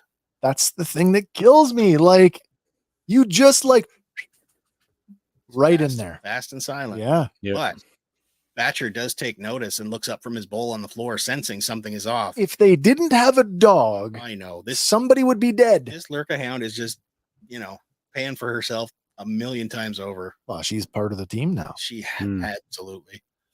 But returning to her bowl, she goes back to it, and then across the room, concealed by shadows, CX2 crouches and takes aim through his rifle scope. And he scans the room, zeroing in on the different clones, but he stops and zooms in on Omega. And with this, he raises his rangefinder and slips away. But this time, Batcher takes full notice and growls in the direction of the unseen adversary. But Omega misreads it, telling Batcher, "Don't worry, we won't be here long." Yeah. And offers her food, turning Batcher's attention back to the food. You can have mine. Yeah. But outside the monastery, the clone troopers patrol the area, one right outside the main door. But once he moves away, CX2 dashes out and behind a pile of rubble, again cloaked in shadows. And he activates a button again on his armband. And back at the ship, we see the control panel for the communications dish start to power up. The Orabesh on the screen before it hits reads "signal lost." Nice grab. Very good. So literally has to power it up to rejoin the signal. Yeah. But CX2's armband begins to blink, and the communication link is now reestablished. And it's Clone Commander Scorch who's first to speak, asking if CX1 has been neutralized. He relays that mission is underway, but he has visual confirmation on Dr. Hemlock's prime target. And Scorch asks if it's confirmed. And CX2 relays, "It's her. She's with the group of rogue clones." Scorch tells him to send the coordinates and prepare for the recovery strike team. He then emphasizes that the girl must be taken alive. And CX2 confirms and then sprints back into the building. So he's just running all over. Yeah, like unchallenged. Yeah. Like you'd figure there'd be like cameras or something monitoring the outside. Or as somebody who has done sentry duty in an operational environment, that terrifies the shit out of me. Yeah. To know that your lines could be penetrated so easily by somebody who is infiltrated, highly skilled, highly motivated, and properly equipped. Yeah. But Back inside, Batcher finishes off Omega's bowl of food as Hauser, Rex, Hunter, and Crosshair approach the room with CX1. As the doors open, CX1 looks up and scowls at Rex and Hunter before locking eyes with Crosshair, and a look of shock comes over Crosshair's face, and he tells him, "We need to leave, now." But coldly, CX1 tells them that if they want answers so badly, why not ask Crosshair? Right, brother? I just love how, even though he's a prisoner, he's gaming them. Yeah. Mm. Yeah. Crosshair frowns, and we cut to the communications room where CX2 is now working over the body of one of the clones. And he steals the downed clone's vibroblade and severs a large cable. And we flash to the screen there, and it reads no signal as the power meter begins to drop. Yep. This is another thing that came up for another theory. What's that? His use of the vibroblade. What about it? Now, I don't know if Emotion Monkey wants to jump in on this one, because I know he's got a theory Okay. about the identity of this clone, because tech is not the only possibility floating around out there. Oh, I think I've heard this. Have you heard this one? I don't like this one. You don't like this one? No, I don't. Fair enough. Do you want me to give you a name? Well, I think we'll get a name here. Maybe. Unless he tuned out on us. Rhymes with roadie. Yeah, it does. Yeah, I don't think I like that one at all. Yeah, but folks are citing because of Cody's use of a vibroblade, because of his fighting stances, and because that we haven't seen him since he went AWOL after saying to Crosshair, this isn't right. But that's every time somebody picks up a knife, like I find those connections really hard to make. Yeah. Granted, yes, I am all for trying to connect the voices, but I feel that's a little more substantial. Like, but how many clones? Hunter uses a knife. Wrecker uses a knife. If we're gonna make those I kinds use of a knife. comparisons, exactly. But if we're gonna make those kinds of comparisons, then we have to come back to this in your episode, Hank, and talk about the legs. Do you know what I mean when I say the legs? Yeah, I think so. Actually, coming up, I do have. Is it in this episode? I might have already missed it in our episode. Where he's viewed under infrared, somebody's binoculars, looks like a thermal signature, and the legs are like cold blue, like signifying that, maybe the legs are gone, lending more credence to the idea that this is tech. Makes sense to me. He had a tram car fall on him. Well, do you know what I mean? He could have glided away. Could have free falled away. Yeah, I suppose he could have. Listen, but that's my point is it's just so these, and we're guilty of it too. So as critical as I am of this, I am all for it. Swing wild. I want to hear all the wildest theories because it makes it more fun when we finally, if we ever get an answer to what it is. We will get a big reveal. I don't want it to be Cody. But continuing on here, back in the cell, Crosshair states that CX1 is lying, but CX1 tells them that they're right about one thing. The Empire is coming for all of them. And with that, an explosion rings out outside, and we cut outside and we see that the first shuttle has exploded. And as the patrolling clones rush to investigate, a second explosion rocks them, tossing them across the courtyard. We cut back to inside, and Rex notes that the comms are down, and CX1 just chuckles. He's so sinister. He is. Did you get a creepy vibe on this? A little bit. I did. But Rex calls for them to move out, and Hauser triggers the door. And we see again through that scope of CX2's rifle, he's already targeted on the door. And taking aim at CX1, he lets loose a shot, and the clones take cover. But CX2 hits his target, and as they look back, they see CX1 is dead. Smoking hole. Yeah, with a smoking blaster wound in his chest. But Wrecker calls out, "We've got a shooter out here!" And without missing a beat, he lets loose a barrage of blaster fire in the direction of the shooter. And this gives the other clones a chance to dive out into the room and seek cover behind some crates. You put down more rounds than they are to suppress them. Yeah. Gives an opportunity for people to move. And Omega relays that the shots are coming from the back of the room. And Rex tells Nemec that they need to get comms online, and he scurries forward to the central console. CX2 tries to target Nemec, but without a clean shot, he instead targets the console. Is that the first time we've heard that name? What, Nemec? Yeah. In this episode? Have you brought it up already? No, I think so. I think this is the first mention of him. Do you want to talk about that? Sure. I know is it coincidental that it's this, the guy who basically wrote the the thing, the manifesto for the rebellion? Like, are they too close together historically speaking in times? Yeah, is a different spelling? It is a different spelling. I have a little blurb on it.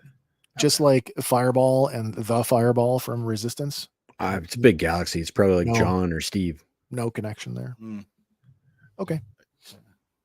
Anyway, CX2, he lands his shot, causing an explosion on the control panel, which sends an electrical shock through the cables, causing a second explosion on the other side, knocking Nemec to the ground. And Rex calls for the backup plan and orders them to fall back into the command post. Rex offers them some cover fire as Hauser notices Fireball's flamethrower on the ground, and Rex barks at them to get to cover. Go! And he rushes forward, laying down cover fire. And again, peering through that sight of CX2, he lines up a shot at Rex, only to have Hauser pop into his view, and Hauser charges forward with the flamethrower blazing towards CX2. I made a point this week. We were talking because you had asked about some of the clone names, Andy, this week, and we were kind of banding around ideas. I know it's talking about spelling. Nemec is a different spelling. Hauser is a different spelling. And I don't know if I brought this up when we first met the character last season. Season one. Yeah. You know who else in pop culture has a name Hauser? I should know this. First Sergeant Conrad Hauser. Oh. First Sergeant Duke of G.I. Joe. It's interesting. And they're both soldiers, right? So that's the only reason that I kind of go, is somebody who's writing this stuff, are they a G.I. Joe fan? Could be. And like Hauser, that's a good name. Yeah.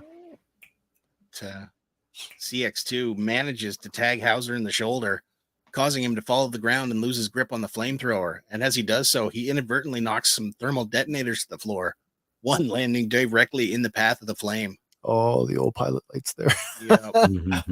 It heats up and it explodes. The monastery shakes and the ceiling begins to collapse, and chunks of roof come raining down on CX2, pinning him under a pile of rubble. You throw a bullet in the fire, it explodes. Reflect on your parents. There's like a bunch of people watching right now going, I don't get it. I don't get it. But the ceiling continues to collapse, and Rex dives through the doorway just in the nick of time to avoid being crushed. And outside, we see the monastery courtyard on fire with the wreckages of the two shuttles smoking. I guess this base, it was only temporary. I think so. Too bad. Yeah. It was there for like 30,000 galactic years. Really. Clones are there for a week. It's gone. People have been making religious retreats here for centuries. Is it me? Am I the drama? The view moves to space as two Row-class shuttles drop out of hyperspace and speed towards the purple-hued planet. And aboard one of these ships, a clone trooper approaches the squad leader and relays that they've lost contact with the operative. But the squad leader tells them to prepare to land and set blasters to sun. And he turns to the camera. It's Commander Wolf. Well, he didn't have to turn. Just look at that shoulder. Shoulder I did too. Yeah. But he tells them that their orders are to retrieve the target alive. We cut to black. There is a whole lot, and we'll get into it, I think, when we get to your episode, Hank, that I want to chew on with Wolf and this squad, which speaks volumes about the bigger picture from the perspective of somebody who's serving in the military. Wow. That was episode 6, Infiltration. I do have one more slide here. Oh, sure. There was one more piece of concept art this week. The interior of the monastery by Scott Zenteno. Oh, cool. And we get a really good look at the room. Oh, that's well lit. It's really, really well lit. And again, we see that pattern from Galaxy's Edge repeating on all the pillars. Yeah, we do. So kind of gives off Masasi Temple vibes. A little bit. With the large the map projector thing in the middle of the room. Yeah, and on the bottom on the floor you can see circular patterns with the writing on it, if you will. Yeah. So this looks like it could have been a map in Battlefront. Could be. But yeah, that's episode 6. That's you. Awesome.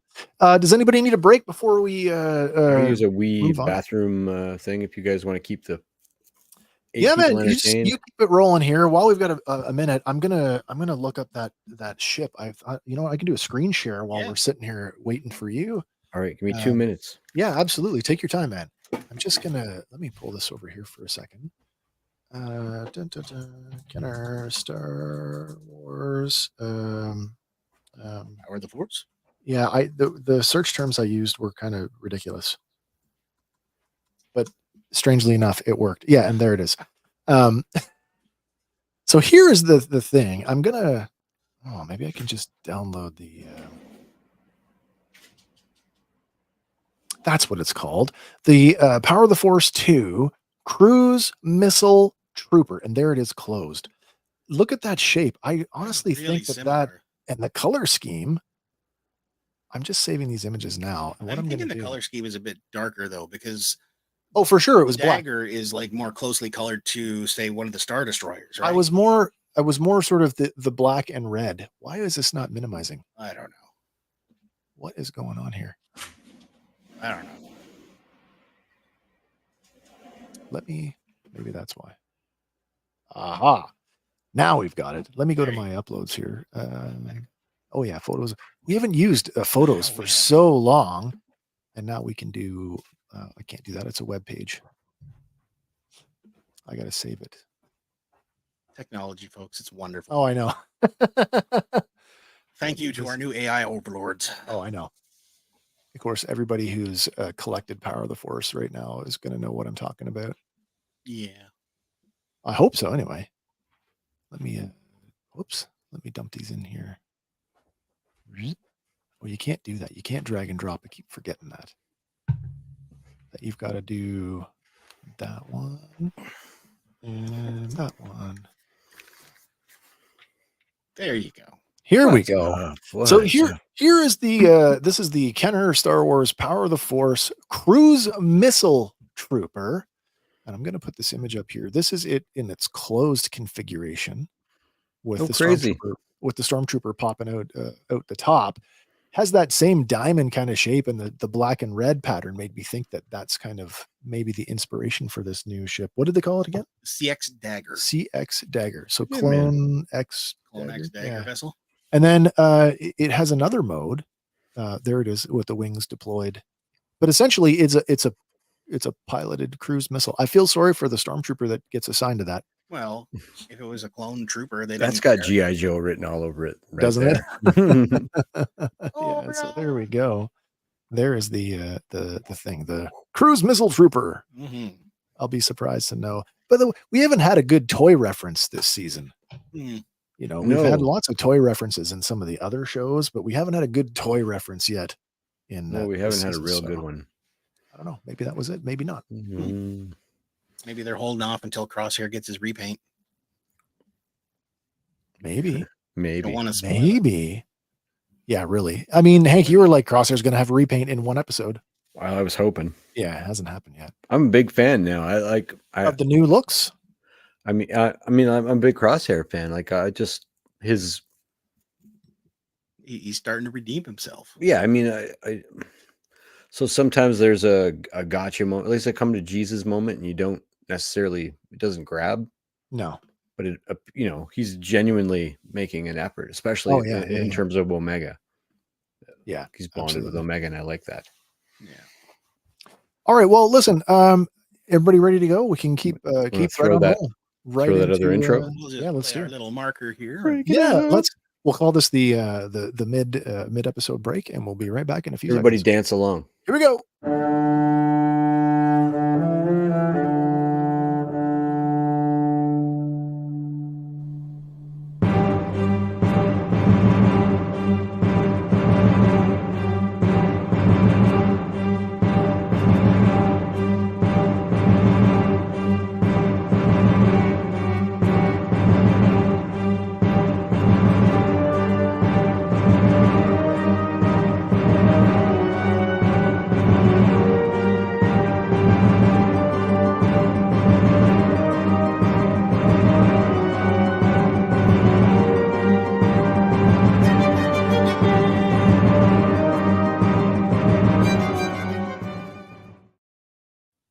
Holy cow, we're back. Holy cow. It's like we never left you. Was that guy still in the cage? Did he go home yet? I have another one. I think he let him out again. You mean this guy? Bad Star Wars jokes. It's a 2-for episode, so I thought we'd do a 2-for of bad Star Wars jokes. A 2-for jokes. Okay, let's do it. Fellas, everybody out there in YouTube and Facebook land, what is a Jawa's favorite magician? Oh. A Jawa's I thought you were gonna ask favorite for pasta. magician. If you'd asked me for pasta, I would have known the answer. Houdini! Rotini! Houdini! Oh, Jesus. I love Comedy that one. gold. That was good. Nice. I'll take a serving of rotini served by Houdini. Who's your So good. what is a Jawa's least favorite dictator? Mussolini. Mussolini. All right. We have any Jawa's favorite swimsuit. Bikini. We've come off the rails. Excellent. All right. What a way to go. All right. It's Spam Batch. What did we episode 5. Our episode 5, yeah. Our yeah. episode Technical 5. We're covering episode 7, distraction. Excellent. Extraction, which is different. It's because we went off the rails. We were We distracted. did go off the rails. I'm back. We're back. Episode originally aired right after episode 6 on March 13th, 2024, directed by Saul Ruiz, our good buddy, written by Jennifer Corbett and Matt Miknovitz. We're just going with that one. There it is. There Matt it is. Miknovitz. Thank you, by the way. You're welcome. No, you're throwing totally that on welcome. It had a runtime of 24:48 with intro and credits, or 21:50 without. So it was, It was really trimmed. really short. 21. But at the same Compared time, if to- you book them together, right? That's an hour of TV. Yeah. Well, it's an hour of absolutely. network television. Yeah. I kind of wrote my own description this week. Crosshair slowly earns trust as Clone X assassin closes in on Omega. Where's my? Yeah, there it is. On Toth, the Bomar monastery is aflame from the explosions. The clone assassin is alive, digs himself out from the rubble. He's favoring his right arm. He pushes a few buttons on his pauldron, but it sparks out. He quickly sets to work moving large pieces of fallen debris from the doorway. So he's got some strength to him. He's incredibly resilient, this guy. Like Yeah. CX2. Built to last. CX2. Inside, Hunter This is clicks on bionic. his flashlight to illuminate the darkness. Rex stirs, still prone from the blast concussion. Batcher nudges him and Omega helps him to his feet. Hoping there's another way down, Hunter is relieved when Rex moves his supply crate, revealing a hole in the floor with a ladder leading down. There's always another way. Just the group like Sid's can- office. Yeah. It's the back door. The group consisting of Hunter, Omega, Wrecker, Batcher, Nemec, Hauser, and Rex make their way through the gap in the floor. Outside the compound, the Clone X trooper continues to struggle to move debris from the doorway, while Rex leads the clones in a circular staircase descending through the monastery tower. Crosshair and Omega take a second to peer through the window into the tower's open shaft, dropping into the darkness below. Rex tells the group they have a leech vessel docked 10 levels down. Hauser remarks that the ship doesn't have hyperdrive. It won't go far. But Rex's plan is to contact Echo. Back outside. Sorry, that's Yeah. a really interesting point. The leech vessel, and I didn't bring it up last week, but we've seen this in action before. Really? The Remora, when the Remora was introduced last season, they used the leech vessel, the thing that detached. That's what it is, and I'm So- like, oh, is there another one on the other side? I thought I go on to say that later. Basically, I thought that sorry. was it. No, that's okay. That's absolutely okay. I assume do this is think a that second one. exactly, and it looks like it's a component of the ship, and it looks like it has an escape pod aesthetic. I say. It's got like the round like docking port aesthetic to it on the one side. Yeah. A box with a round thing on it. Right. Back outside, the assassin strains his shoulder, continuing to clear the large debris pile. He looks up to see the approach of 2 Row-class attack shuttles, thanks, Wes, through the purple night, and they land clear of the debris field, and as the gantry lowers, Clone Commander Wolf, flanked by a Republic commando, leads a squad quickly down to the scene of the detonations. Okay, this is a really interesting point here. Let's just take a note of the composition of that squad. You've got Wolf, who's in command. He's got at least 2 commandos, Yeah. a bunch of clones and TK troopers. This is TK troopers. This is a mixed squad, Mixed and bag. we haven't really seen this like this. No. We saw it a little bit with Crosshair, but they were trying to train like an elite squad just for him. Yeah. But this is a very interesting. Let's call this a window into what's happening with that transitional stuff that I keep talking about, this transition thing that we haven't really seen. We've seen bits and pieces of it, but it totally stands to reason that in the regular armed forces of the Empire, there are still clones in command doing their jobs. Yeah. Which, as you said, there's still some loyal to the Empire. It was a little jarring to see that. Wolf stops to examine the bodies of fallen clone troopers, remarking to his horror, "These are clones, not insurgents." My screen is small. "They are both," the thick, modulated voice of the clone assassin intones as he approaches from the shadows. He tells Wolf that he's neutralized most of their rogue cell, but the remainder are trapped inside with the target. Wolf attempts to debrief the mysterious figure. "What squadron are you with?" The assassin tells him that information is classified. He asks him why the spire is burning when the objective is to return the target unharmed. The operative confirms that the girl is alive, but Wolf makes it known that he's in charge, and the assassin answers to him now. The altered clone stares at Wolf, almost through him. The clone commander tells the commander, Hilo, to set blasters for stun and moving in. So that's like you don't see TK troopers often using stun. No. That's still now he knows he's dealing with clones. Yep. Did you say the clone commando had a name? Hilo, like helicopter? Hilo, like Hilo. the city in Hawaii, I guess. I was thinking there's another pop culture reference, another science fiction Hilo. Fans of the reimagined Battlestar Galactica would recognize Hilo as Tamoa Pennicott, the Canadian actor. Oh, crazy. Well, people are fans of stuff. As we are. What do you mean you're a fan of a thing? I like things a lot.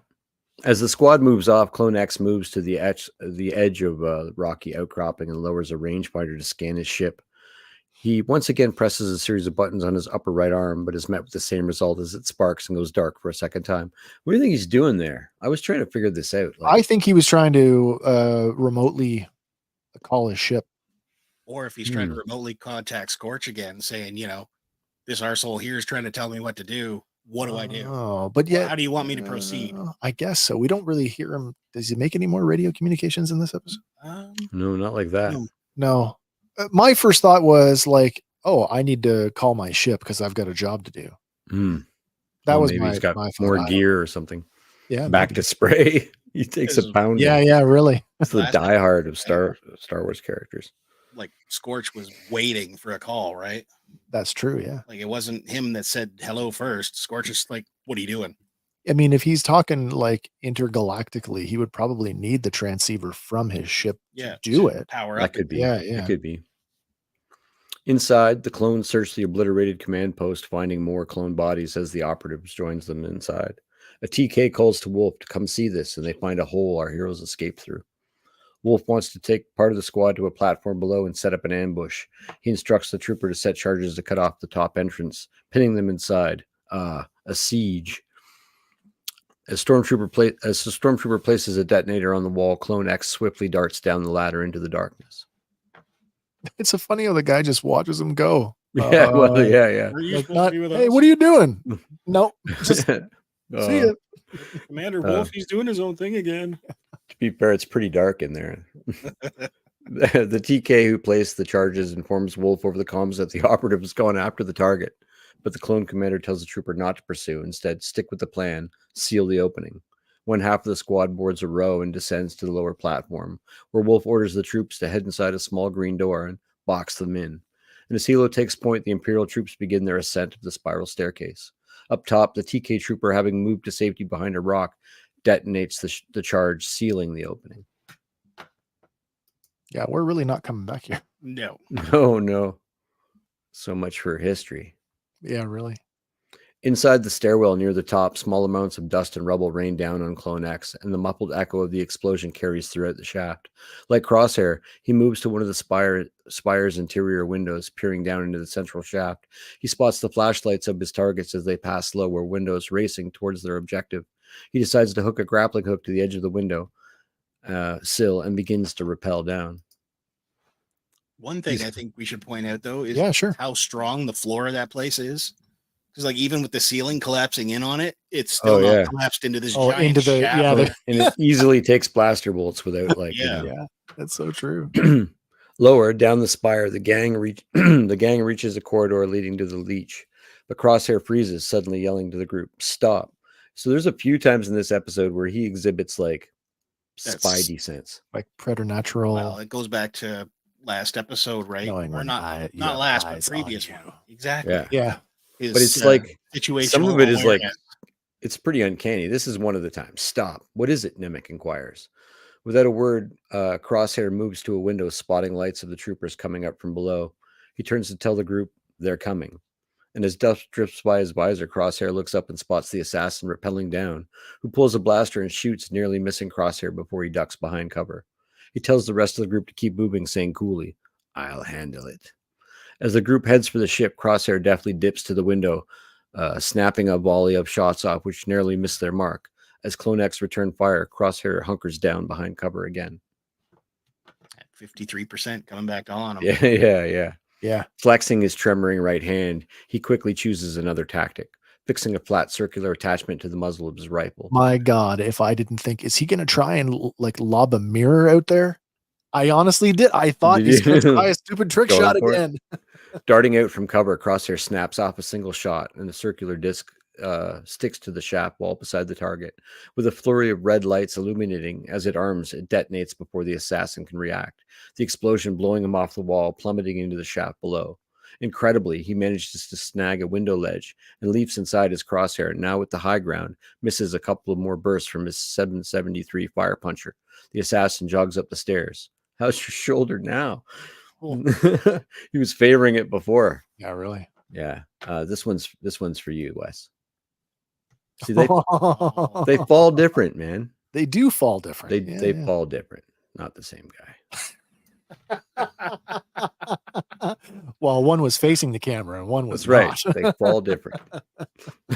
Thought you'd like that. Rex and the rest finally arrive at the round door to the ship landing pad. The lights on the leech spring to life as Rex powers the vessel up. The ship has an escape pod aesthetic, and even more, it looks like part of the Remora. The entry of the StarWars.com says the ship is commonly used by pirates to silently and quickly board other vessels, attaching undetected, hence the name The Leech. Leech, yeah. As Crosshair catches back up, Wrecker slams the controls shut. "We're waiting on you." Batcher jumps up on a clone, licking his face. I think this is Nemec. I think like it's kind of hard to lock them down because the audio descriptive guy makes tons of mistakes. They do that. They do that. He a ton of mistakes with clone names in this episode. Omega quips, "Don't worry, she only bites half the time." And it's pure classic Star Wars. When tension is really high, there's a little moment of like, let's just interject some comedy in there. As the ship rockets off into the hazy purple sky, Clone X has reached the platform. He quickly raises the barrel of his rifle and peers down the scope, targeting the small vessel's engines. And with Crosshair level precision, he blasts several of the engines in quick succession. Yeah, like all four of them. Like crazy. I'm like, he hits 4, and the descriptive audio guy says he hits 2. I was expecting, I'm like, okay, he's going to line up the shot, because it's almost like we spend an awful long time, and maybe it's just, I know it's a few seconds, and maybe it's just me sort of feeling like it was a long time. Yeah. He spends an awful long time in the scope before he takes the shot, and I'm like, that thing is moving very, very fast. He's going to get one engine. The effect is going to be the same, but when they have him like take out 4 of them, I'm like, oh, come on, he's serious. Yeah. Well, if you want to point that out, right, he's targeting specific ones to make sure that the crash happens, but doesn't kill them. I don't know. It's not the like you want to make sure they can't get off planet, but you don't want to kill them. It's not the fall that kills you. It's the impact. These things are pretty tough too. We're learning that these things crash all the time. It's not like turbo lasers. I just like, but again, this is and classic Star Wars playing fast and loose with, you know, what affects what. Yeah, We get stormtroopers shooting at ships all the time. Nothing Speed of happens. narration. Yep, nothing happens. And as the ship nosedives in a trail of black smoke, Rex sends out a distress call. Remora 1, we've been compromised. Headed to marker 025 for extraction. Clone X watches from his vantage point as the ship arcs towards the ground. Below, Wolf and his squad track the tail of smoke as it heads towards the forest canopy. On board, that says Tex. Tex got a promotion. on board, Rex tells everyone the obvious. We're going down, strap in. With a clamoring thud, the ship hits the ground, sliding dozens of meters before coming to a rest. As Wolf tells Hilo to get a location on the crash site, Clone X emerges from the shadows. Wolf is furious. I said to use stun blasts only. You've jeopardized the whole mission. I prevented the target's escape, the operative replies flatly. But Wolf can't believe he would do that by shooting down the ship. The target is to be taken alive and unharmed. Hilo reports the location of the crash, and the clone commander makes sure the assassin knows this isn't over. They both board the attack shuttle.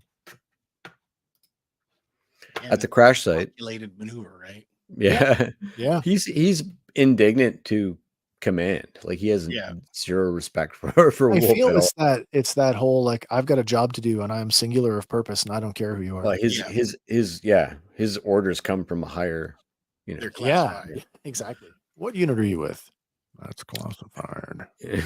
At the crash site, several trees burn as Batcher bursts out of the ship's hatch first, bounding over Wrecker. Once again, Omega helps up a much larger companion to their feet, this time aiding Wrecker. It's weird. She picks up Rex and she picks up Wrecker. She's so tiny. She's picking guys up. Crosshair taking up position beside Omega, checking on her. You good? Uh-huh. Got your crossbow? Yep. Sure you can carry all those supplies? Yes. Omega turns, her tone changing as she turns to face her brother. Stay close. It's easy to get lost in this terrain. You're as bad as Hunter, she lets him know. But his wit is sharp as ever, even if his aim isn't. Oh, I'm much worse. Nemec and Hauser watch the moment from the sidelines, glancing at each other, perhaps surprised by Crosshair's doting. Rex says Echo will meet them at the extraction point, 5 clicks north, according to Nemec, but they'll have to proceed on foot. And as the 2 row shuttles hover over the crash site, Rex moves his squad into the trees. There's a nice character moment there with them observing, watching him. And yeah, they have their prejudices against him, but seeing the way that he interacts with a child, that he's legitimately so Hauser's the viewer. Hauser is the fan. That's us. Yeah. And this is the gateway to let the fan like Crosshair again. Yeah, I guess so. Him soften. Yeah, it's perfect. It's a perfect angle. Where are we? Am I on the right slide? I hope so. I have no numbers. My numbers have disappeared, so but I do have control. It's weird. The hold opens and the operative descends from the red. Yep, we're right on track. From the red lit bay and on an ascension cable. The ground. Once on the ground, rifle at the ready, he quickly scans the crash site. Noticing footprints leading into the jungle, he rushes off to track them as more troopers descend on cables from the shuttles. Batcher, taking point, leads the team through the trees as Hauser moves up the line besides Crosshair. Sensing his curiosity, Crosshair asks curtly, "What?" I've seen how you are with the kid. Crosshair wants to get him to get to the point. Hauser tells him he thinks the clone sniper is different than he was on Ryloth, asking him, "So what changed?" Loyalty meant something to me, but with the Empire, it didn't go both ways. I realized how disposable I was. Hauser attempts to comfort him. You're not the only one. And with a nod, Crosshair returns to the trek forward. Hauser and Nemec exchange another glance. So that's like exactly what we were saying before. Like, it lets us, it allows us, it's catharsis, lets us like the character again. It's okay. In the face of all of the heinous. Yeah.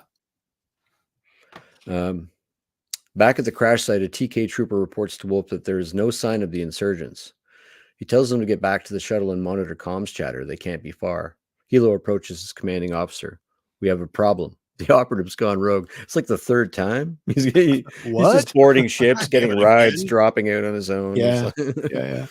But Wolf will deal with him later. As the shuttles depart on separate search vectors, we catch up with Clone X racing adroitly through the terrain, head on a swivel. Sniffing, Batcher leads the team to a small clearing, a large rock face on one side like a wall. She begins to bark. Hunter scans the sky. I hear it too. An attack shuttle swoops in overhead, and the clones take cover in the rocks, its headlamps illuminating the ground. Troopers rapidly drop down cables, taking up position. Behind cover, Rex tells the group they have to penetrate their line to reach the extraction point. Thinking quickly, Omega hands Wrecker 2 smoke grenades, which he swiftly tops. Both land squarely at the feet of a cluster of troopers. Erupting with a spiraling cloud, gray, dense smoke fills the area as the protagonists make their move. Wolf's troops firing volleys of stun blasts into the fog, missing like TKs do. Yep, same old, same old. Wrecker launches a second smoke bomb as Crosshair nails 2 targets, center mass. He's not using a stun setting. He tells Omega to stick, and he's like, in the heat, he's got it, eh? Pop, pop. Yep. Hits the little center mass.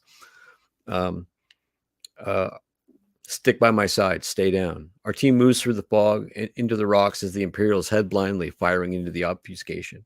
Wrecker emerges from the mist behind 2 enemy clones and smashes their heads together, rendering them unconscious. Couldn't help but thinking of such a Wrecker thing. Zeb. It's a It's Lunk. It's any of the big anime trope. Of course. It's fantastic. Wrecker emerges from the mist behind 2 enemy clones and smashes their heads together, rendering them unconscious. As a commando wheels on him, Batcher pounces on him, also knocking him out. Rex lays down lethal cover fire. They are not using stuns here, but they only are killing the TKs, not the clones. It's kind of interesting. Moving like ninjas through the fog, former Republic soldiers use melee attacks to thin the ranks of their opponents. Hunter, grabbing a TK from behind in a chokehold, uses the trooper's own blaster to stun 2 others before rendering him inert as well. And I actually couldn't tell because it was so dark and I couldn't get enough stills. But he's got his gun at his neck, his own blaster. Yep. And he uses the other guy's gun to stun 2 troops. And then I think he kills this guy. Oh, wow. When I first saw it on my phone, I thought he snapped his neck. I don't remember. I'll have to go back and watch that again. Rendering him inert as well. As the shuttle hovers, trying to get visuals through the smoky cover looming overhead, Crosshair cracks off a pair of shots. The first impacting harmlessly off the armored hull. The second, however, finds its mark. And then I have a he's back moment. I stand and I cheer for Crosshair, bullseyeing the pilot through the canopy. Yeah. And as the ship begins to list, he follows with a series of tracking shots, culminating in a shot, nailing a thruster engine dead center. Take that, Clone X. It veers sharply toward the ground, and like in an 80s movie, it explodes behind the cover of the environment because, hey, animated shuttles are expensive. That's right. Kaboom. Rex stuns a stormtrooper struggling to get up. Hunter asks how much further to the LZ. Rex says it's just ahead.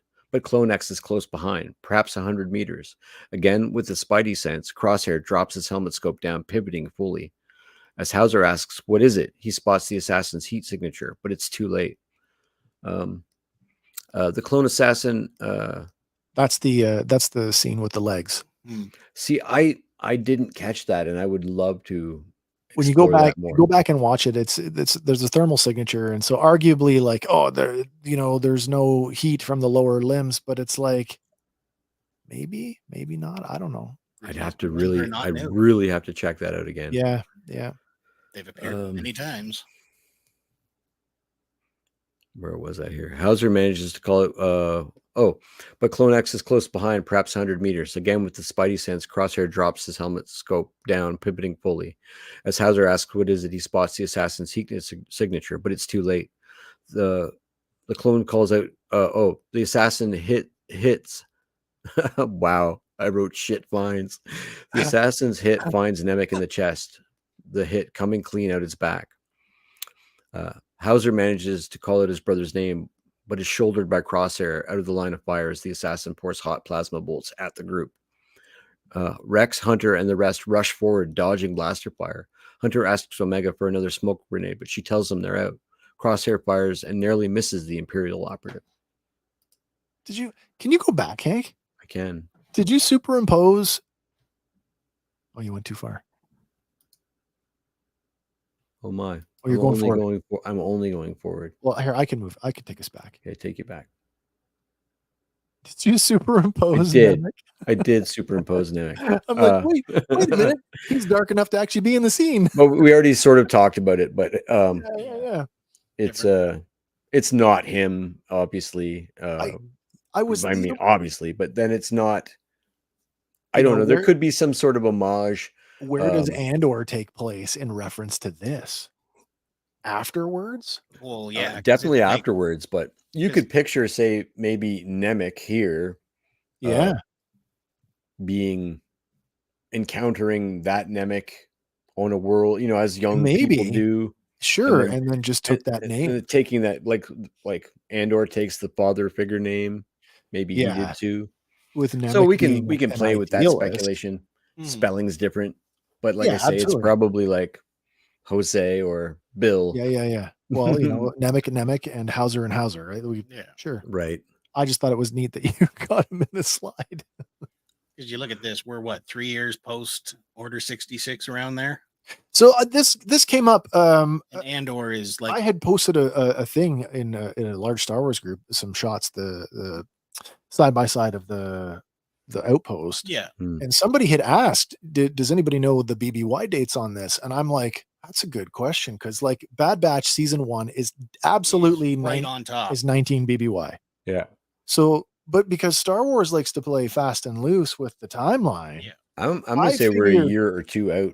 I was gonna say I don't think we are. It couldn't be any more than 18 or 17 BBY at the most. Yeah. At this point, I wouldn't think we're any closer to. Whereas Andor was like 3 prior to Rogue One.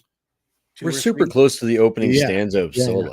We're in that. Oh yeah. But there's like a 15-year gap between right now and Andor. Yeah, that's right. Around that. That's right. Yeah.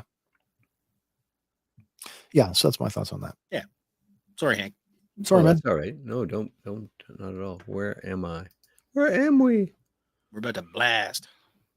Blam, blam. Pew, pew. Slide, crosshair. Rex stuns a stormtrooper struggling to get up. No, we did that already. Where crosshair fires nearly missing the operative. I'll draw his fire. Get to the rendezvous. Omega doesn't like this plan, but Crosshair tells her, too bad. The sniper follows the operative into the trees as Rex and the rest make for the evac point. Clone X and Crosshair exchange fire, narrowly missing one another before one of Crosshair's shots finds its mark, blasting the rifle out of the hands, sending him tumbling back off a rocky ledge. Our clone moves to secure his target, scanning the steep, raging river coming furiously down the craggy spire. The operative draws a blaster pistol and steadies himself behind cover before leaping out at Crosshair, who barely evades the shot as the pair begin to grapple hand to hand. The assassin and Crosshore swiftly block and strike. Oh, good. We've all had one now. Okay. Yep. Strikes his opponent, disarming him of his rifle while simultaneously kicking him backward. Crosshair lunges at the experimental clone, pushing aside his own weapon. And as the rest of the squad notices the blaster fire and moves to react, Crosshair's momentum carries he and the adversary off a cliff into the raging torrent. Got like a Predator vibe out of this. Predator, maybe Indiana Jones going over the waterfalls. Yeah, that too. I was thinking, in Predator, the Predator comes over the falls too, right? In the Schwarzenegger one? Does he? Yeah. He's invisible all the time. That's right. Yeah. It's a small one, but caught up to them, Rex and Hauser see the pair being whisked away down the river as they tumble over a short waterfall into a misty pool at the head of a much larger waterfall. They race along the steep, rocky riverbank trying to catch up. His helmet off, so this is weird to me, but anyway, we'll call it plot. His helmet off, Crosshair drags himself onto a rocky knoll. Already so he's been disarmed, right? Yep. And he lost his helmet. Okay. All right. Well, go back to when Wrecker handed him his armor and he was, maybe it's not a perfect fit anymore, thus getting rid of that airtight seal. Yeah. And having gone through the water, get it off so you can breathe. I completely agree with that. I have no problem with him losing his helmet at all. I have a problem with it. Just here you go. handing it back to him like that was in a few a minutes. raging river. Yeah. And is right. So caught up with them, Rex and Hauser see the pair being whisked away down the river as they tumble over a short waterfall into a misty pool at the head of a much larger waterfall. They race along the steep, rocky riverbank trying to catch up. His helmet off, Crosshair drags himself onto a rocky knoll. Already on his feet, Clone X draws a vibro knife and lunges, swiping at Crosshair, who rolls away in the nick of time.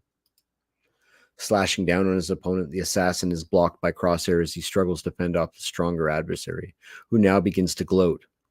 You had your chance to be one of us. Crosshair manages to kick Clone X off, snaps off a hit with his sidearm, which glances wide as the assassin bats his arm away.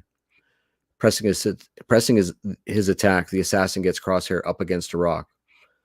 But our sniper manages to disarm the mysterious aggressor, who continues his taunting. You chose the wrong side. The operator tags Crosshair with a punch that sends him staggering back, closer to the edge of the falls. They exchange fisticuffs before Clone X delivers a big uppercut, knocking Crosshair down under the water. Wasting no time, the assassin reaches below the surface, gripping Crosshair's throat. Crosshair struggling, gurgling, before his eyes roll back in his head, and his outstretched hand goes limp. So, read those lines the again. dialogue, yeah. You Read had those your lines again chance from the to be perspective one of us, Yeah, that's Tech saying that. and you chose the wrong side. Yeah.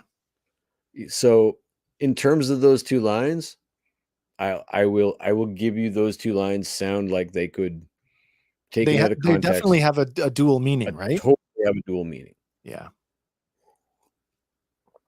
100%. I guess I'm gonna hold that candle until either the light shines or my fingers burn. Right. Yep. As the Imperial assassin stands, he is suddenly hit by a stun blast from behind, and he falls forward into the water. As Crosshair surfaces, gasping for air, the Imperial clone assassin tumbles over the falls. Crosshair manages to grab a handhold of a rock, but just as he loses his grip, Hauser grabs his hand, dragging him to safety. Rector somehow has recovered both Crosshair's helmet and rifle and returns them from a raging river. Just here they are. I found them. I'm good at this. Crosshair accepts donning his helmet, which is perfectly dry inside, with an exhausted thanks. Finally, the group, unimpressed. Why would I write that? Finally, the group reaches the rocky outcrop of. That's weird. Unimpressed. Reaches the rocky outcrop for extraction. Rex hits keys on the keypad in his van brace, setting the marker for Echo. They turn as the second attack shuttle slows to a hover behind them. Rex remarks, "That's not Echo, but there is nowhere to go." The group draws their weapons and steadies for a fight as the shuttle drops and the ramp lowers, revealing Wolf, Hilo, and a contingent of clones. There are no TKs. Wolf orders them to drop your blasters now. Rex steps forwards agog. Wolf? And the other commander is equally confused. Rex? Rex nods to the others at his side, on his side of the showdown. Holstering his blaster, he removes his helmet. Wolf also sheathes his arms.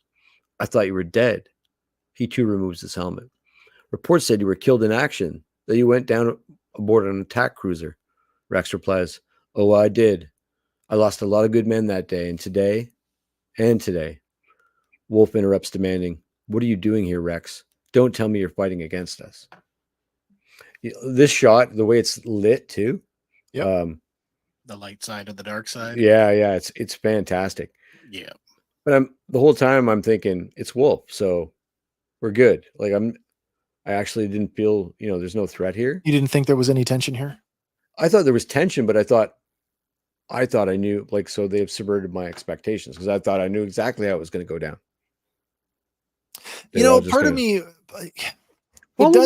it does tie back to that line that they're, Crosshair saying that there are clones that are willingly serving the Empire. Yeah. And clearly that's what this is illustrating. But there was a part of me that, because of the relationship that Wolf and Rex have later on in Rebels, I'm like, holy shit, he didn't go with them. Yeah. But it makes sense because he's the one that rats out Kanan and Ezra.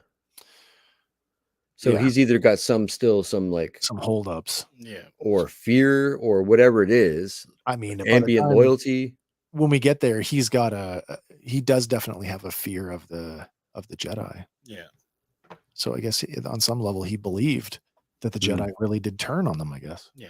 Because he's really taken it back when they first land and they're like, what, clones? The hell? These aren't insurgents. Yeah. Clones. Rex breaks it down for Wolf. No, not against you, against the Empire. They're imprisoning and experimenting on our brothers, killing others. Wolf takes a step forward. Genuine. The Empire wouldn't do that to us. He really doesn't believe that's possible. I wonder if he's been held. So this is what I was thinking about chips now. This is where I Sure. started. Yeah. Okay. Does Wolf have a chip? He should. Probably still, yeah. He should. Yeah. So then one of the things we talked about is like, does Order 66 have a best before date? Oh. Or is it just constantly there to be reactivated? Well, we know that's not true because of what happened in the comic books with those purge troopers, right? Order 66, and then the They're clones. reactivated. Yeah. Well, were they reactivated or were they activated the first time because they came out of the cloning vats after? Yeah. You know. So I would say a ton of what's going on with Wolf here is the chip. Could be. That's a pretty good. That's very plausible. Conflicting with his programming. I would think that any functioning chips they would use to their advantage. Also, if there's any parts of him that, so say the chip wanes and its influence wanes and you just become a regular soldier. Yep. Is there any way they could keep the atrocities of the Empire away from him? Has he been like sequestered away, just training TKs, training other clones? Probably. Or you just keep them on. Yeah. Like you just keep them on operations. You keep them on operations. You keep them doing stuff away. You know, don't look over here. Look where we want you to look. Yeah, go patrol over there. Yeah. That's an easy one to wrap your head around. A Jedi with him. There's no trigger, right? Yeah. It's close to Order 66. Right. Well, yeah. I mean, I'm sure faced with a Jedi, he would be like, hey, start blasting. You need to. But it also extends to clones who are considered traitors. That's right. Yeah. So that's what I was curious about. That's an interesting, man. I don't know. We don't really know where he was during Order 66, though, do we? No, he's not addressed. Like we're so focused on what Rex and Ahsoka are doing. We don't know where Cody and all the rest of them were. Man, he's wearing the gray. He's wearing the same armor from. They're not the Coruscant Guard, but they're stationed on Coruscant, the gray clone troopers. Yeah, his they're Plo Koon's troops. Yeah. My gosh, what is Commander Wolf Clone Battalion? Wow. Grand Army of the Republic. Yeah, I got that part. It's going to tell me, I'm sure. Eventually. Yep, I'll find it. Come on, Google machine. The 104th Battalion, famously named the Wolf Pack. Wolf Pack. Yeah. Yeah. Wolf Packs in the house. The 104th Battalion.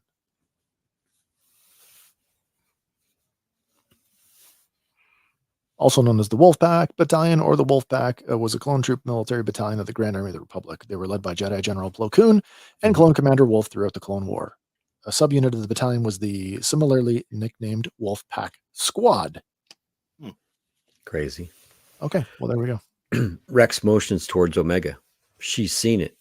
Omega steps forward. It's true. It's what's happening on Tantus. Wolf tries to take in what they're saying. Rex steps forward. Yep. Rex steps forward this time. We have to stop them. You can help us. You can stand with us. But Wolf is steadfast. Still chipped, I put in brackets. Oh, I'm a soldier of the Empire. I have my orders. Hand over the girl and I'll make sure you get a fair trial.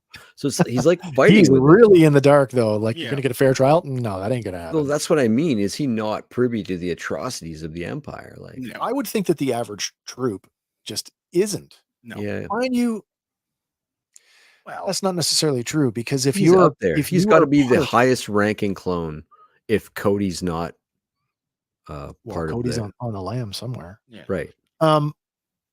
But going back to last season, right? Like, if you weren't there to see it, you didn't know about it. The propaganda machine, though, must be so effective to make you of the mindset that even though the stuff you were doing is questionable, is right. Yeah. You know what I mean? Like, yeah. Well, they do. Yeah. It's like the guys that were about like slipping them before they got assassinated. Yeah. They're like, you know, we were there. We were on Waterworld. Camino. And we were there when they friggin' bombed the shit out of Right. them. That's right. That's right. But nobody else is like, no, it was a storm. Yeah, I mean, because that's just outright. There's a bunch of gunners on a Star Destroyer crew that know full well that committed genocide. Yeah. Yeah. Whoa, yeah. The batch aim their weapons in defiance, but Rex calmly waves them down. Think about what you're doing, Wolf. I know you've been trained not to question orders, but open your eyes. I thought, was that a shot? Because Wolf is missing an eye.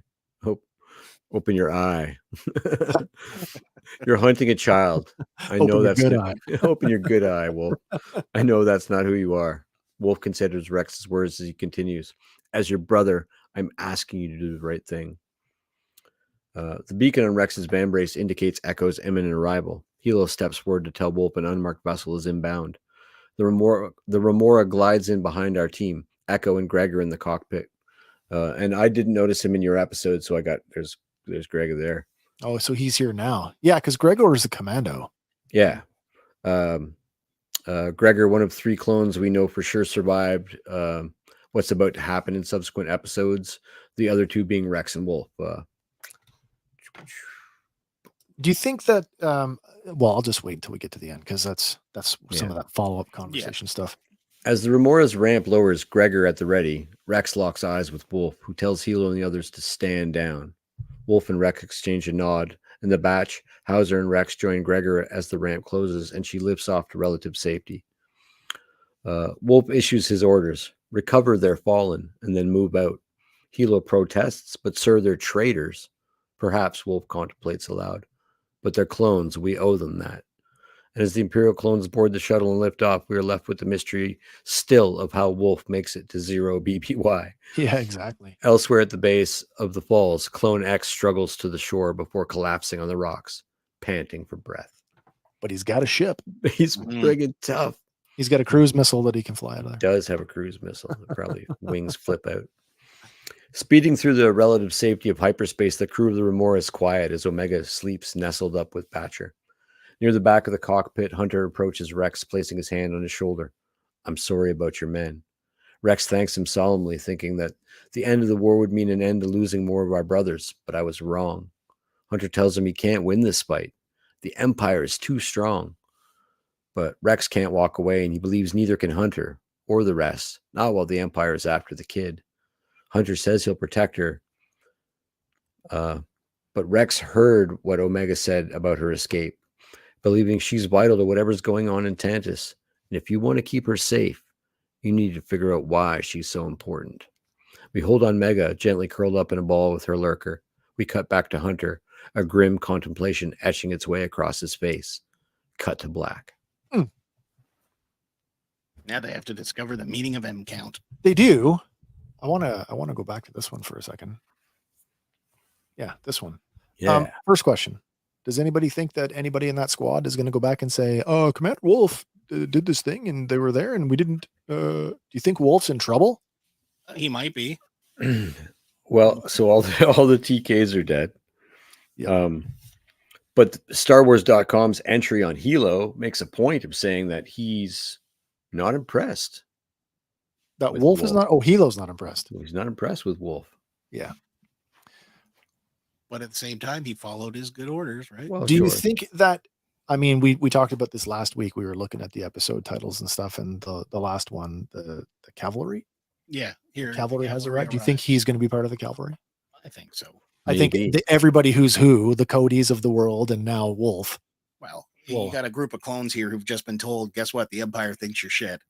I think every named clone that is still in the wind is going to show up in that episode. But I guess the bigger question for me, or maybe more of the specific question, is like, how do we get like Wolf to flip, or when is he gonna? if it leads to the same thing that it led to with the other clones, like which is questioning the authority and then looking into the Fives and Echo and debacle, and maybe that leads to discovering their chips. Oh, sure. What we're looking for here, what we got in Legends, was a movement, like a clone revolt. Yeah. And a subsequent putting down of that revolt. We talked about that. Do we still think that that's a possibility for this one? Obviously, there's going to be some kind of conflict, and I'm presuming that Tantus will be the. I mean, one thing's for sure: our group. Someone's having a nightmare. Oh no! Our group of guys certainly. Hold on, guys. Yeah, no, it's okay. No problem. What can I do, baby? Well, that's life for you. It is. Life happens. Yeah. Like at some point, Wolf is gonna take what he's just learned and turn around and go, hey, by the way, are you guys, really doing this? You wonder if that, the interaction that Wolf just had with Rex and the rest of them prompts Wolf to maybe look a little more inward. Yeah. And to take a look at what is, like you said, are they immune to the atrocities that are happening? Maybe Wolf is going to start paying more attention to what's going on around him. Maybe he goes back to that clone bar on Coruscant and says, hey, what have you heard? And they'll be like, I never even thought about that. And then they'll be like, you don't want to go talking like that. The last guy that talked like that got shot. We don't know. That's the thing. We don't know how many clones are left. We know that a bunch of them were decommissioned, and we saw them in the bar, and then Chuchi was doing her thing, working on a benefit package for them. Yeah. We don't know how many clones are left. Here's the other thing that I had a thought about the other day while I was laying in bed. Sure. Cut LaQuain. Yep. Clones can breed. That's right. Yeah, because he had a family. Yeah. Yeah. In my head, I was thinking, well, like clones are on this like time clock, but if they can, achieve that relative immortality of moving the species forward, having a family, yeah, that's like, so Cut LaQuain's kids are 50% Jango Fett. Oh, I don't know. I guess like Mandalorian, right? Like Mandalorian blood. So now, are they subjected to? No, I guess it would be whatever the incubation process is. Like the children, they wouldn't be subjected to advanced aging, would they? You wouldn't think there would be some like sort of direct, because that's sort of like a physical manipulation of the genes. Yeah. Whereas, but there may be some. It just like occurred to me there could be the progeny of clones running around, like we could plumb that for a role playing session. Oh my gosh, yeah. So let's just take a look ahead here. We only know 3 clones to be alive, circa. No, you're right. And we only have Rex confirmed as a Return of the Jedi too, right? So wrong. In what? In Obi-Wan Kenobi, which is 10 years after. No, never mind. I'm wrong. Oh, you mean the beggar clone, Apo? Yeah, Commander Apo. Yeah, who stuck. That's around. That's around now, right? Another 6 years, I think. Yeah. Kenobi. Yeah. Dear Lord, where is the season 3 episode list? I'm looking at the wrong season. Here we go. Yeah, you're looking at 1 and 2. I want to see 3 episodes. There we go. Okay. Next week is a single episode release, and next week is Bad Territory. Bad Territory. So I have no idea what that means. That could very well be Wolf walking in and questioning things, which puts him in bad territory. The good batch. The good batch. And that's followed the following week by the Harbinger. Harbinger of Doom. That's never a good sign. No. The Harbinger. Which is my, like, to knowing a thing or two about spoilers, which I hated before even seeing a single episode. Yeah. Was that they did the press release. The press got 8 episodes. Oh yeah, they got they've got everything up to and including next week's episode, Bad Territory. So reading a spoiler-free review, which wasn't at all spoiler-free, they said there was no Asajj Ventress in the first 8 episodes. Oh, that's right. Yeah. So we know who the Harbinger is, 9th episode. Are we going with that? I think that's a pretty fair bet. What is she foretelling then? Maybe she schools him on M count. She's still got a grudge against Palpatine, right? Yeah, She's she still should. right. Yeah, I think it's Yeah. I think it's personal. Quinlan Boss is dead. Yeah. I think maybe. So I asked this once before, and I'm gonna attach it to this title, The Harbinger. I know we're getting 2 weeks ahead of ourselves now, but you know who else has a harbinger? You know that, Papa Palps has a harbinger. Yeah. His name is.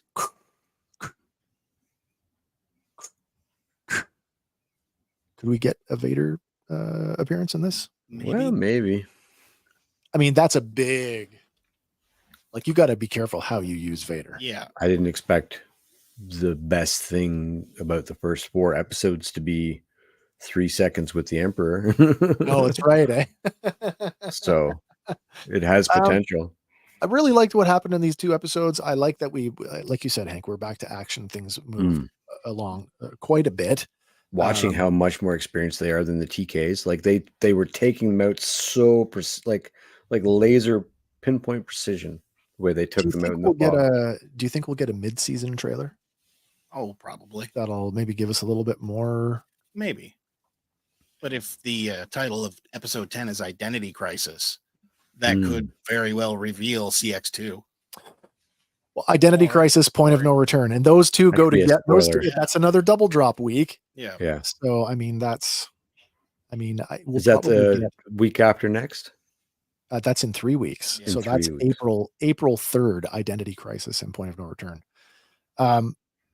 Just kind of wrapping up or going back to what happened this week. Love Omega's new gun. The electric. Is there any coincidence there that it just happens to be green? Kind of like Gunji's lightsaber. You know how I feel about hard, Omega. Man. You know how I feel about Omega and Gunji. I want an Omega Gunji like buddy cop thing. Yeah, buddy cop movie. Yeah, absolutely. At least a Hasbro 2-pack. I would absolutely love that. I love a Gunji. Oh man. So then my mind goes into this whole other thing. Like, oh my god, if Echo went and visited the Wookiees and Gunji had something to do with it, is it Kyber powered? We could have a good holiday special. Oh, no VR porn for Grandpa. Whipster. Wow. We're going off the rails again. It happens. Listen, is there anything that you guys want to tie up on before we say goodnight? Man, they almost lost me. I mean, how? Well, no, I mean they got me back now. I got you. I was waning. Yeah, I was waning. Yeah. Now you're going like this week. Part of me thought Crosshair was going off to his death in that river fight. I actually thought there was a good chance he might not make it. Yeah, when he slumped off there, I mean his eyes rolled back in his head and stuff. So, but yeah, I'm thinking, how? Like, are they someone gonna get there in time? I don't know. Like, is he gonna? And part of me was like, no, he's probably gonna play possum, and then when the assassin lets up his grip, there'll be some like crazy like ninja move or something. That's why I always choke somebody for 5 minutes minimum after I think they're dead. Yeah. You hold them down until you know that they can't. Like, what else do you have to do? You just confirm that shit. That's right, Arm. Wow. Okay, so next week we are back to a single episode. It is Bad Territory. That's March 20th. My God, we're almost the end of March already. Springtime is upon us, everybody. Now you know that him choking out Crosshair underwater is another point people are saying in favor of Cody. In what sense? In that he thought he was dead underwater, the same way Cody thought Obi-Wan was dead in the water. That's that whole grasping at straws. Yeah, that's what I want to say. Thank you. I will say the percacity or whatever the word, perspicacity. What's the word? To choke a guy while he's underwater, merely, like that's a hat on a hat in terms of killing a guy. I'm gonna make him really dead. I'm gonna choke him while he's underwater. If anything, you're helping him, right? Because you can't breathe in the water. Yeah, really. But we've seen it before. One of the red cookies. We've seen that before in other things. True. Yeah, choking somebody in the water. It's not a new thing. Anyway, yeah. We'll be back next week. We will. Andy, you and I will be back in a couple days Tuesday. for our next installment of Random Fandom Tuesday. Hopefully, if you guys aren't doing anything, you can come hang out with us on Tuesday night, get in on the conversation as we talk about another round of funny, weird, Funny, fabulous, happening weird. pop culture news. Maybe some even disgusting.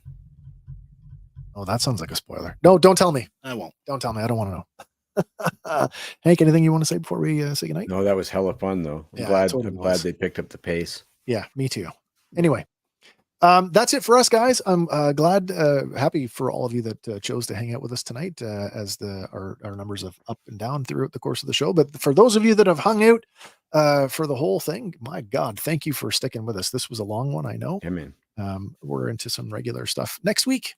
But again, if not, come see us on Tuesday. If not, we'll see you next Sunday.